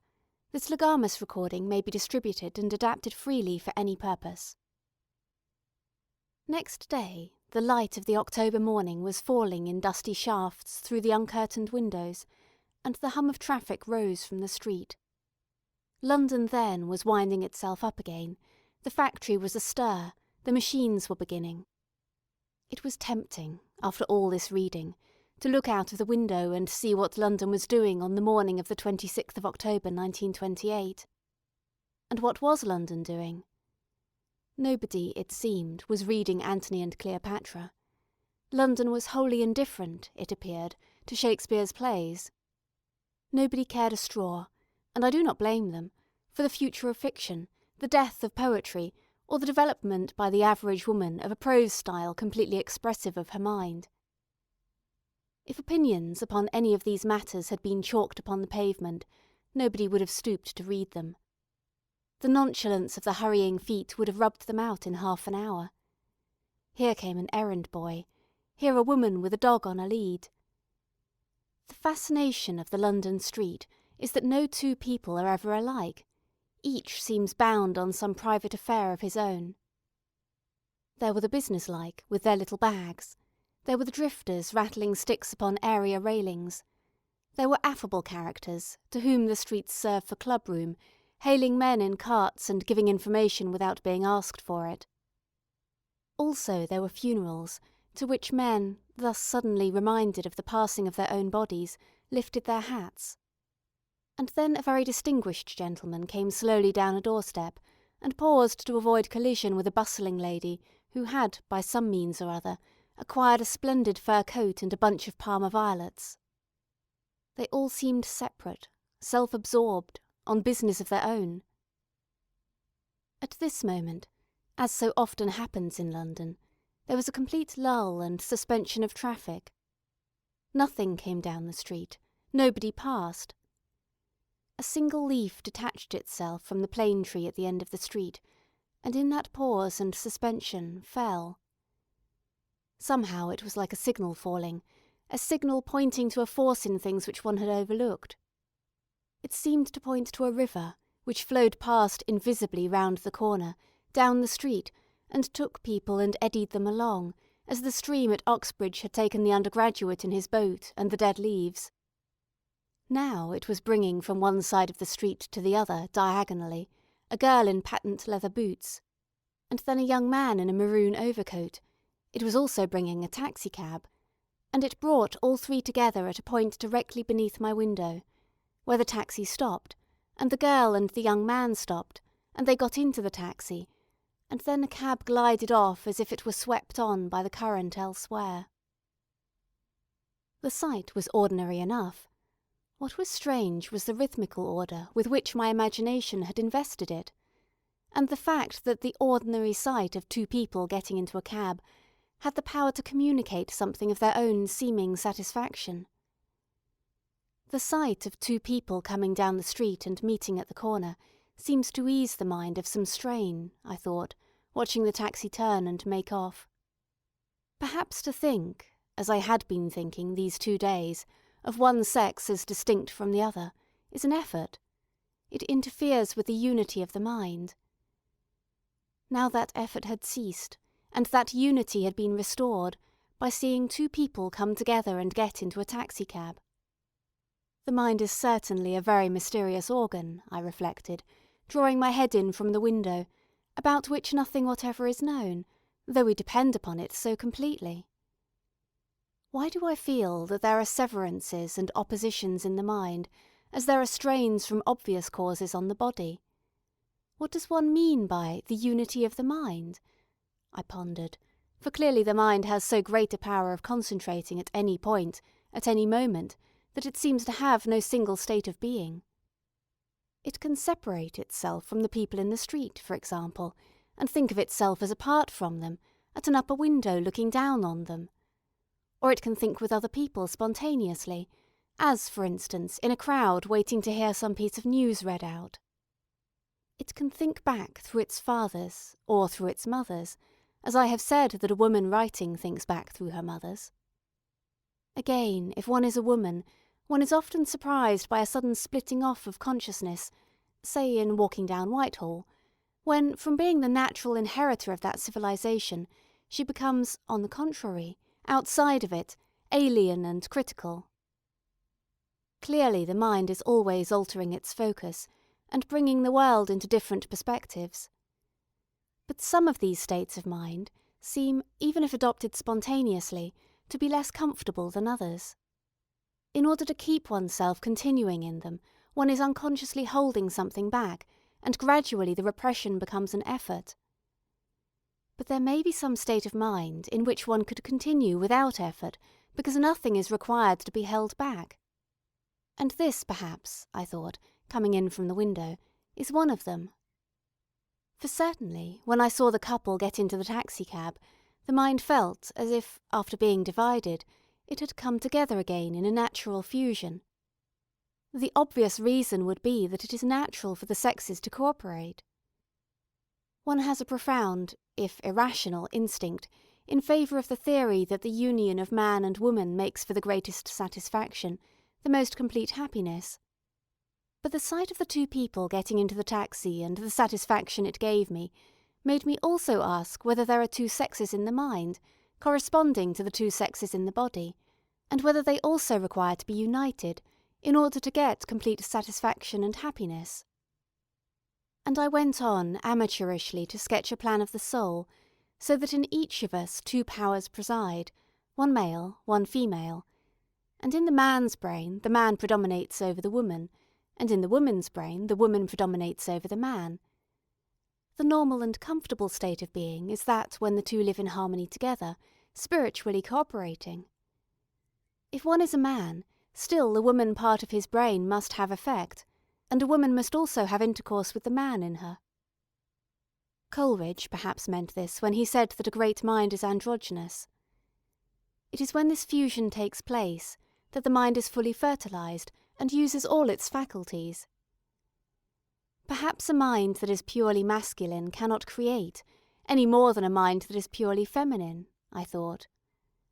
But it would be well to test what one meant by man-womanly, and conversely by woman-manly, by pausing and looking at a book or two.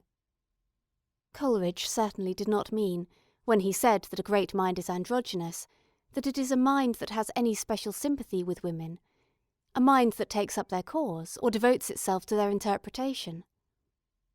Perhaps the androgynous mind is less apt to make these distinctions than a single-sexed mind. He meant, perhaps, that the androgynous mind is resonant and porous, that it transmits emotion without impediment, that it is naturally creative, incandescent and undivided. In fact, one goes back to Shakespeare's mind as the type of the androgynous, of the man-womanly mind, though it would be impossible to say what Shakespeare thought of women. And if it be true that it is one of the tokens of the fully developed mind that it does not think specially or separately of sex, how much harder is it to attain that condition now than ever before? Here I came to the books by living writers, and there paused, and wondered if this fact were not at the root of something that had long puzzled me. No age can ever have been as stridently sex-conscious as our own. Those innumerable books by men about women in the British Museum are a proof of it. The suffrage campaign was no doubt to blame. It must have roused in men an extraordinary desire for self-assertion.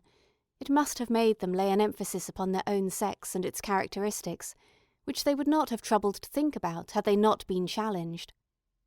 And when one is challenged, even by a few women in black bonnets, one retaliates, if one has never been challenged before, rather excessively.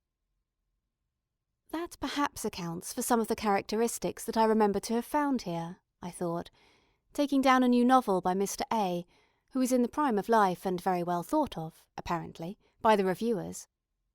I opened it. Indeed, it was delightful to read a man's writing again. It was so direct, so straightforward, after the writing of women. It indicated such freedom of mind, such liberty of person, such confidence in himself. One had a sense of physical well-being in the presence of this well-nourished, well-educated, free mind, which had never been thwarted or opposed, but had had full liberty from birth to stretch itself in whatever way it liked. All this was admirable. But after reading a chapter or two, a shadow seemed to lie across the page. It was a straight dark bar, a shadow shaped something like the letter I. One began dodging this way and that to catch a glimpse of the landscape behind it. Whether that was indeed a tree or a woman walking, I was not quite sure. Back one was always hailed to the letter I. One began to be tired of I. Not but what this I was a most respectable I, honest and logical, as hard as a nut, and polished for centuries by good teaching and good feeding. I respect and admire that I from the bottom of my heart. But here I turned a page or two, looking for something or other. The worst of it is that in the shadow of the letter I all is shapeless as mist. Is that a tree? No, it is a woman. But she has not a bone in her body, I thought, watching Phoebe, for that was her name, coming across the beach. Then Alan got up, and the shadow of Alan at once obliterated Phoebe. For Alan had views, and Phoebe was quenched in the flood of his views. And then Alan, I thought, has passions. And here I turned page after page very fast, feeling that the crisis was approaching, and so it was. It took place on the beach under the sun. It was done very openly. It was done very vigorously. Nothing could have been more indecent. But I had said but too often. One cannot go on saying but. One must finish the sentence somehow, I rebuked myself. Shall I finish it? But I am bored. But why was I bored? Partly because of the dominance of the letter I, and the aridity which, like the giant beech tree it casts within its shade, nothing will grow there. And partly for some more obscure reason. There seemed to be some obstacle, some impediment in Mr. A's mind, which blocked the fountain of creative energy and shored it within narrow limits. And remembering the lunch party at Oxbridge, and the cigarette ash, and the Manx cat, and Tennyson and Christina Rossetti all in a bunch, it seemed possible that the impediment lay there. As he no longer hums under his breath, there has fallen a splendid tear from the passion flower at the gate. When Phoebe crosses the beach and she no longer replies, my heart is like a singing bird whose nest is in a watered shoot. When Alan approaches, what can he do? Being honest as the day and logical as the sun, there is only one thing he can do. And that he does, to do him justice, over and over, I said, turning the pages, and over again. And that, I added, aware of the awful nature of the confession, seems somehow dull. Shakespeare's indecency uproots 1,000 other things in one's mind, and is far from being dull. But Shakespeare does it for pleasure. Mr. A, as the nurses say, does it on purpose. He does it in protest. He is protesting against the equality of the other sex by asserting his own superiority. He is therefore impeded and inhibited and self-conscious, as Shakespeare might have been, if he too had known Miss Clough and Miss Davies. Doubtless Elizabethan literature would have been very different from what it is if the women's movement had begun in the 16th century and not in the 19th. What, then, it amounts to, if this theory of the two sides of the mind holds good, is that virility has now become self-conscious. Men, that is to say, are now writing only with the male side of their brains. It is a mistake for a woman to read them, for she will inevitably look for something that she will not find. It is the power of suggestion that one most misses, I thought, taking Mr. B, the critic, in my hand, and reading very carefully and very dutifully his remarks upon the art of poetry. Very able they were, acute and full of learning, but the trouble was that his feelings no longer communicated, his mind seemed separated into different chambers, not a sound carried from one to the other. Thus, when one takes a sentence of Mr. B into the mind, it falls plump to the ground, dead. But when one takes a sentence of Coleridge into the mind, it explodes and gives birth to all kinds of other ideas, and that is the only sort of writing of which one can say that it has the secret of perpetual life. But whatever the reason may be, it is a fact that one must deplore.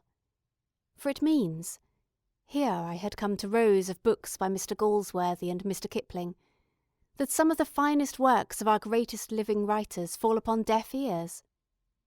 Do what she will, a woman cannot find in them that fountain of perpetual life which the critics assure her is there. It is not only that they celebrate male virtues, enforce male values, and describe the world of men. It is that the emotion with which these books are permeated is to a woman incomprehensible. It is coming, it is gathering, it is about to burst on one's head, one begins saying long before the end. That picture will fall on old Jolyon's head. He will die of the shock. The old clerk will speak over him 2 or 3 obituary words, and all the swans on the Thames will simultaneously burst out singing. But one will rush away before that happens, and hide in the gooseberry bushes, for the emotion which is so deep, so subtle, so symbolical to a man, moves a woman to wonder. So with Mr. Kipling's officers who turn their backs, and his sowers who sow the seed, and his men who are alone with their work, and the flag. One blushes at all these capital letters, as if one had been caught eavesdropping at some purely masculine orgy.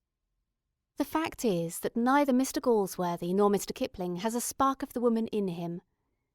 Thus all their qualities seem, to a woman, if one may generalize, crude and immature.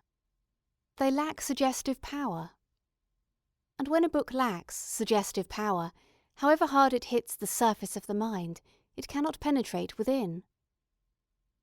And in that restless mood, in which one takes books out and puts them back again without looking at them, I began to envisage an age to come, of pure, of self-assertive virility, such as the letters of professors, take Sir Walter Raleigh's letters for instance, seem to forebode, and the rulers of Italy have already brought into being.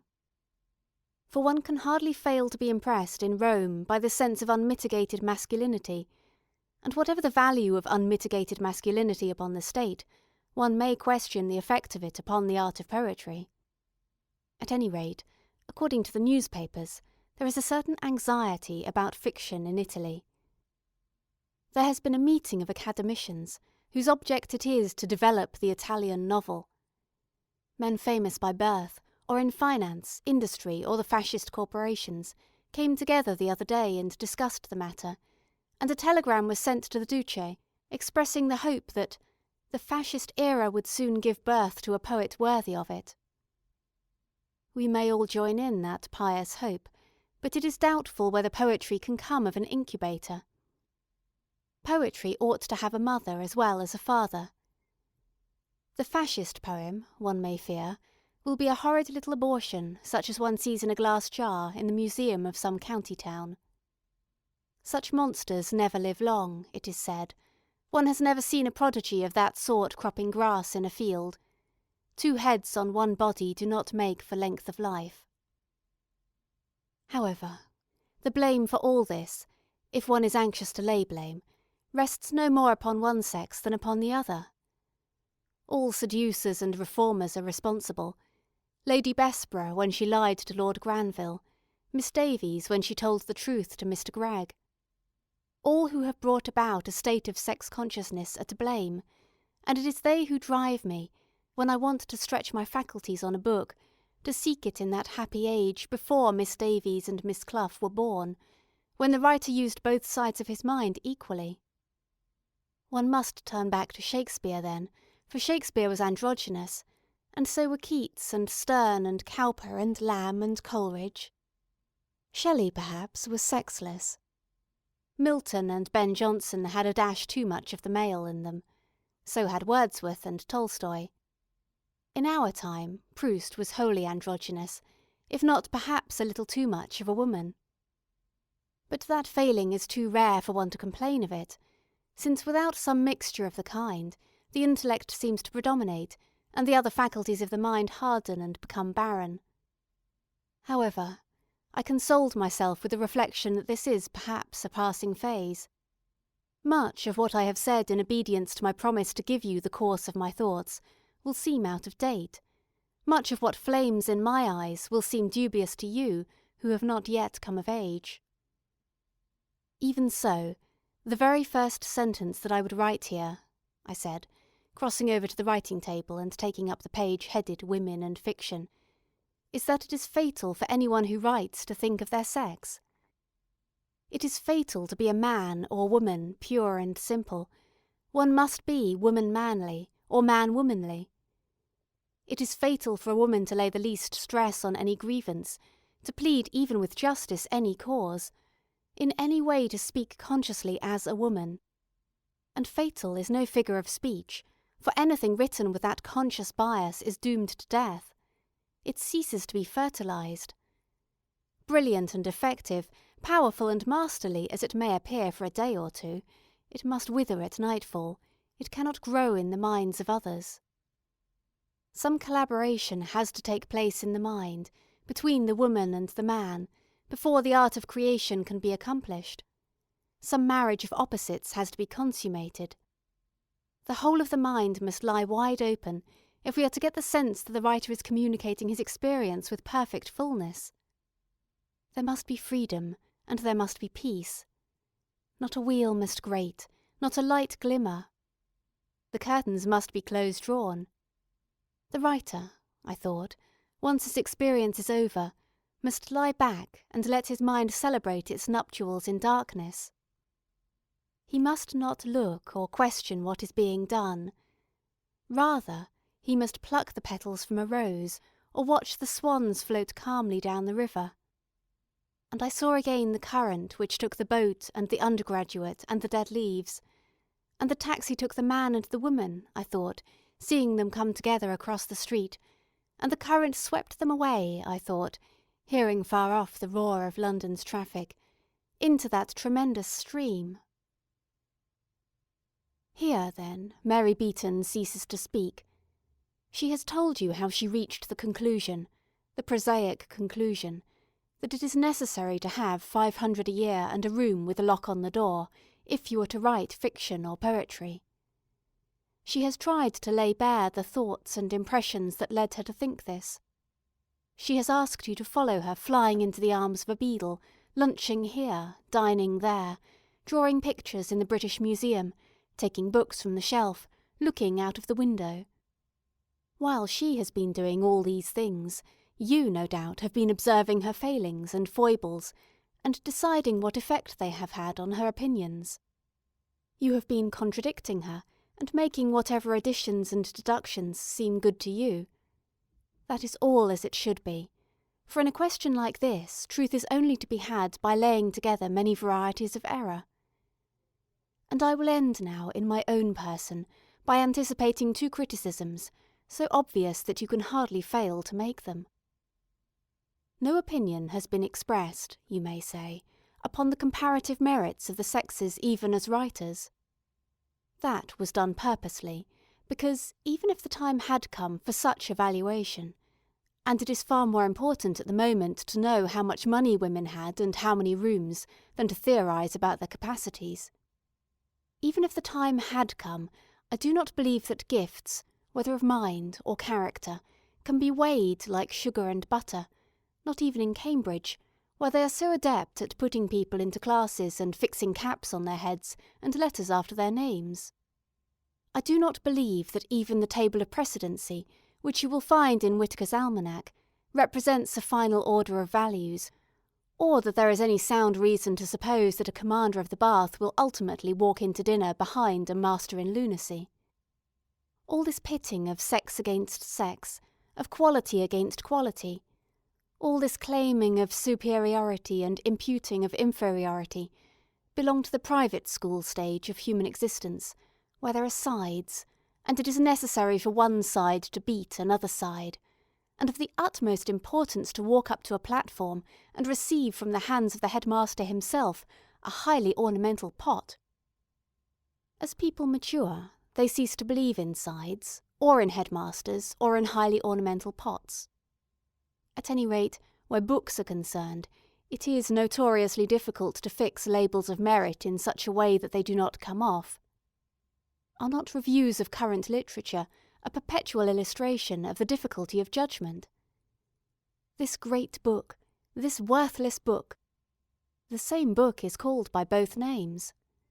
Praise and blame alike mean nothing. No, delightful as the pastime of measuring may be, it is the most futile of all occupations, and to submit to the decrees of the measurers the most servile of attitudes. So long as you write what you wish to write, that is all that matters. And whether it matters for ages or only for hours, nobody can say. But to sacrifice a hair of the head of your vision, a shade of its colour, in deference to some headmaster with a silver pot in his hand, or to some professor with a measuring rod up his sleeve, is the most abject treachery, and the sacrifice of wealth and chastity, which used to be said to be the greatest of human disasters, a mere flea-bite in comparison. Next, I think that you may object that in all this I have made too much of the importance of material things.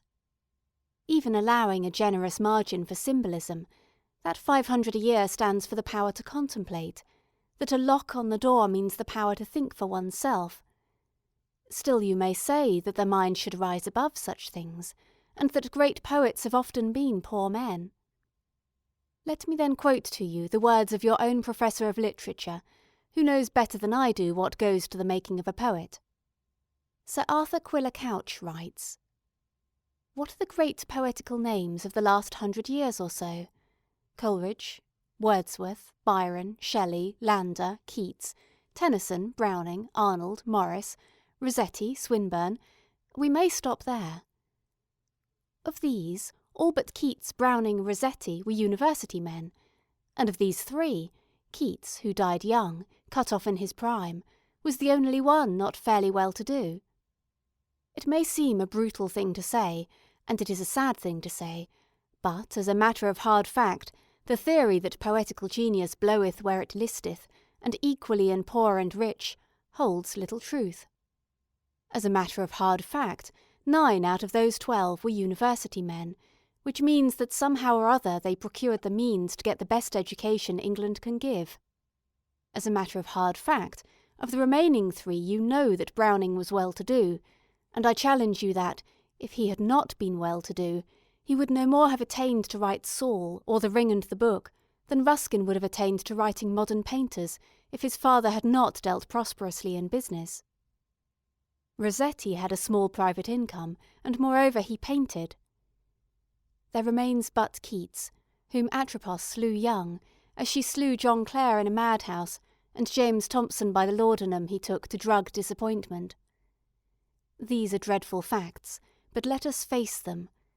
It is, however dishonouring to us as a nation, certain that by some fault in our Commonwealth the poor poet has not in these days, nor has had for 200 years, a dog's chance. Believe me, and I have spent a great part of 10 years in watching some 320 elementary schools, we may prate of democracy, but actually a poor child in England has little more hope than had the son of an Athenian slave to be emancipated into that intellectual freedom of which great writings are born." Nobody could put the point more plainly. The poor poet has not, in these days, nor has had for 200 years, a dog's chance. A poor child in England has little more hope than had the son of an Athenian slave to be emancipated into that intellectual freedom of which great writings are born. That is it. Intellectual freedom depends upon material things. Poetry depends on intellectual freedom. And women have always been poor, not for 200 years merely, but from the beginning of time. women have had less intellectual freedom than the sons of Athenian slaves. Women, then, have not had a dog's chance of writing poetry. That is why I have laid so much stress on money and a room of one's own. However, thanks to the toils of those obscure women in the past, of whom I wish we knew more, thanks, curiously enough, to 2 wars, the Crimean, which let Florence Nightingale out of her drawing-room, and the European War, which opened the doors to the average woman some 60 years later, these evils are in the way to be bettered. Otherwise, you would not be here tonight, and your chance of earning £500 a year, precarious as I am afraid that it still is, would be minute in the extreme. Still, you may object, why do you attach so much importance to this writing of books by women, when, according to you, it requires so much effort, leads perhaps to the murder of one's aunts, will make one almost certainly late for luncheon, and may bring one into very grave disputes with certain very good fellows? My motives, let me admit, are partly selfish. Like most uneducated Englishwomen, I like reading. I like reading books in the bulk. Lately my diet has become a trifle monotonous. History is too much about wars, biography too much about great men, poetry has shown, I think, a tendency to sterility, and fiction.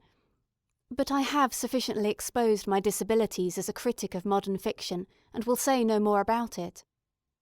Therefore I would ask you to write all kinds of books, hesitating at no subject, however trivial or however vast. By hook or by crook, I hope that you will possess yourselves of money enough to travel and to idle, to contemplate the future or the past of the world, to dream over books and loiter at street corners, and let the line of thought dip deep into the stream. For I am by no means confining you to fiction.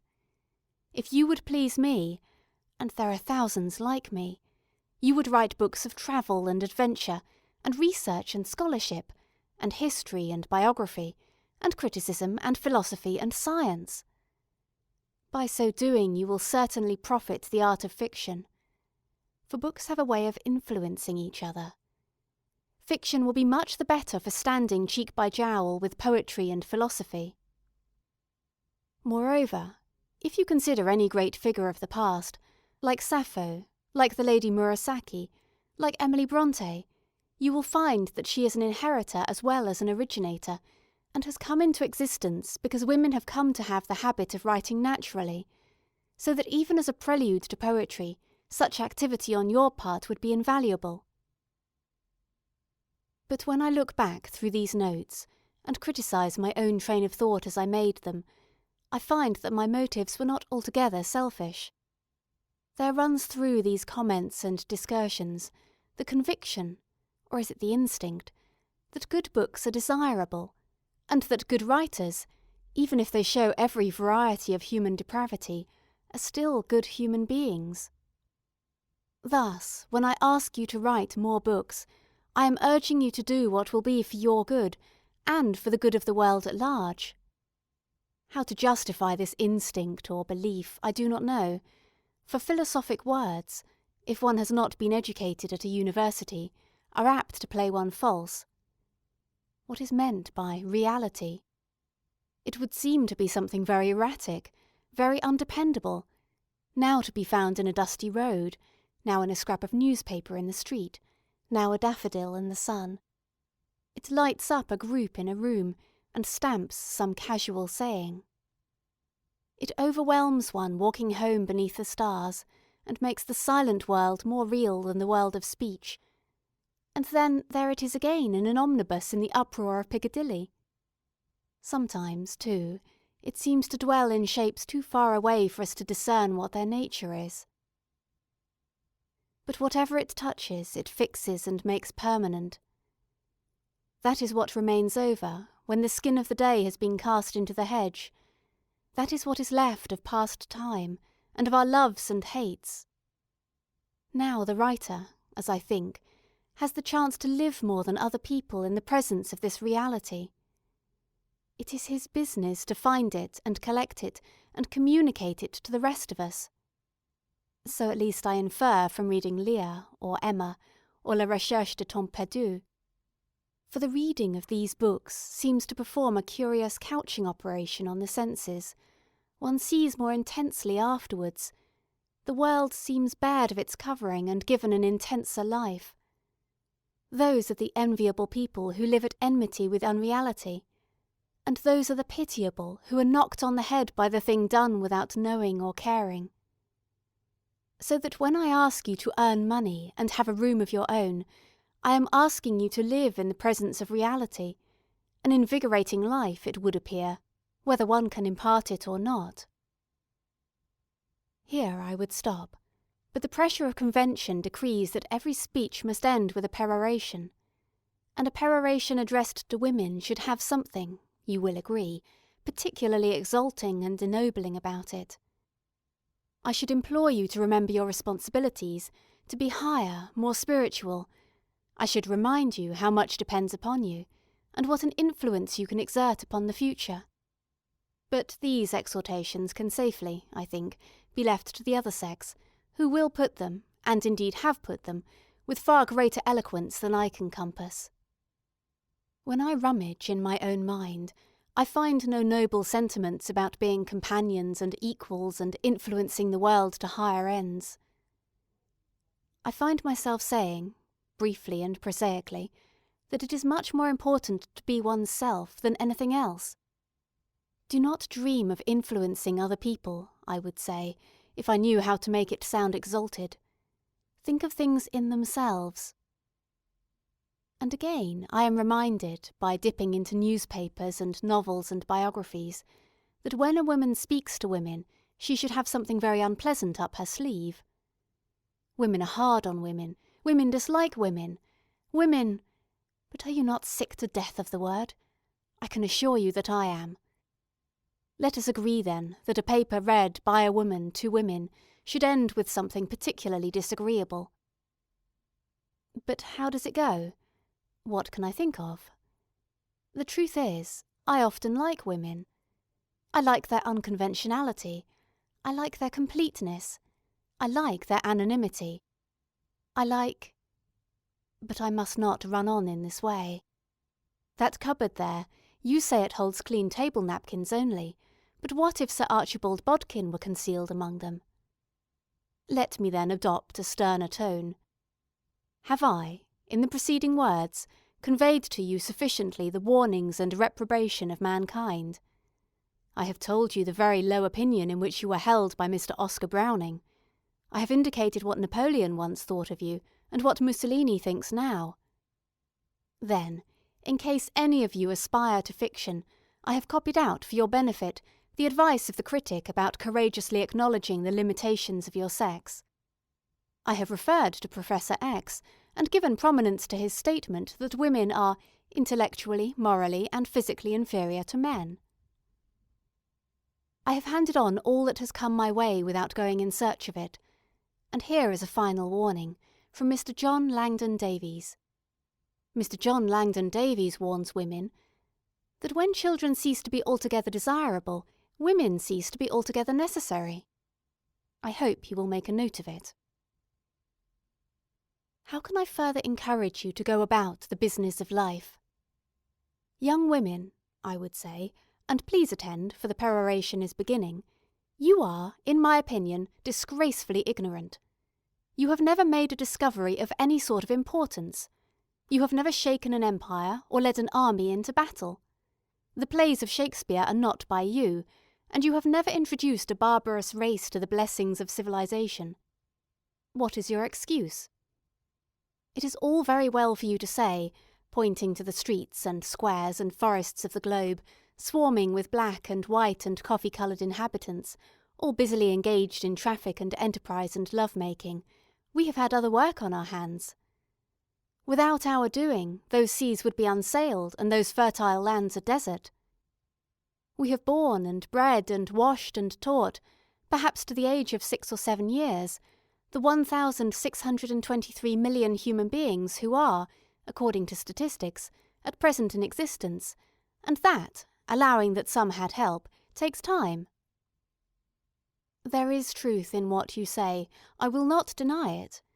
But at the same time may I remind you that there have been at least 2 colleges for women in existence in England since the year 1866, that after the year 1880 a married woman was allowed by law to possess her own property, and that in 1919, which is a whole 9 years ago, she was given a vote. May I also remind you that most of the professions have been open to you for close on 10 years now. When you reflect upon these immense privileges and the length of time during which they have been enjoyed, and the fact that there must be at this moment some 2,000 women capable of earning over 500 a year in one way or another, you will agree that the excuse of lack of opportunity, training, encouragement, leisure and money no longer holds good. Moreover, the economists are telling us that Mrs. Seaton has had too many children. You must, of course, go on bearing children, but, so they say, in 2s and 3s, not in 10s and 12s. Thus, with some time on your hands and with some book learning in your brains, you have had enough of the other kind, and are sent to college partly, I suspect, to be uneducated. Surely you should embark upon another stage of your very long, very laborious and highly obscure career. 1,000 pens are ready to suggest what you should do and what effect you will have.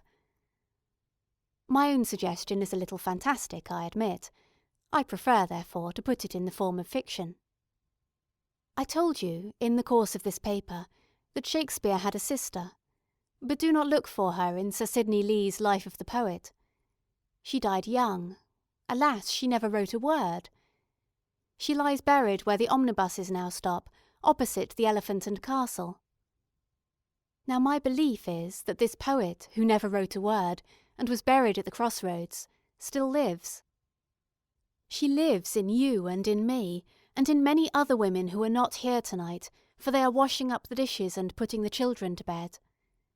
But she lives, for great poets do not die. They are continuing presences. They need only the opportunity to walk among us in the flesh. This opportunity, as I think, it is now coming within your power to give her. For my belief is that if we live another century or so, I am talking of the common life, which is the real life, and not of the little separate lives which we live as individuals, and have 500 a year each of us and rooms of our own, if we have the habit of freedom and the courage to write exactly what we think, if we escape a little from the common sitting-room and see human beings not always in their relation to each other, but in relation to reality, and the sky too, and the trees, or whatever it may be in themselves. If we look past Milton's bogey, for no human being should shut out the view. If we face the fact, for it is a fact, that there is no arm to cling to, but that we go alone, and that our relation is to the world of reality and not only to the world of men and women, then the opportunity will come, and the dead poet who was Shakespeare's sister will put on the body which she has so often laid down. Drawing her life from the lives of the unknown who were her forerunners, as her brother did before her, she will be born. As for her coming without that preparation, without that effort on our part, without that determination that when she is born again she shall find it possible to live and write her poetry, that we cannot expect, for that would be impossible. But I maintain that she would come if we worked for her, and that so to work, even in poverty and obscurity, is worthwhile. End of section 6. End of A Room of One's Own by Virginia Woolf. Read by Cori Samuel.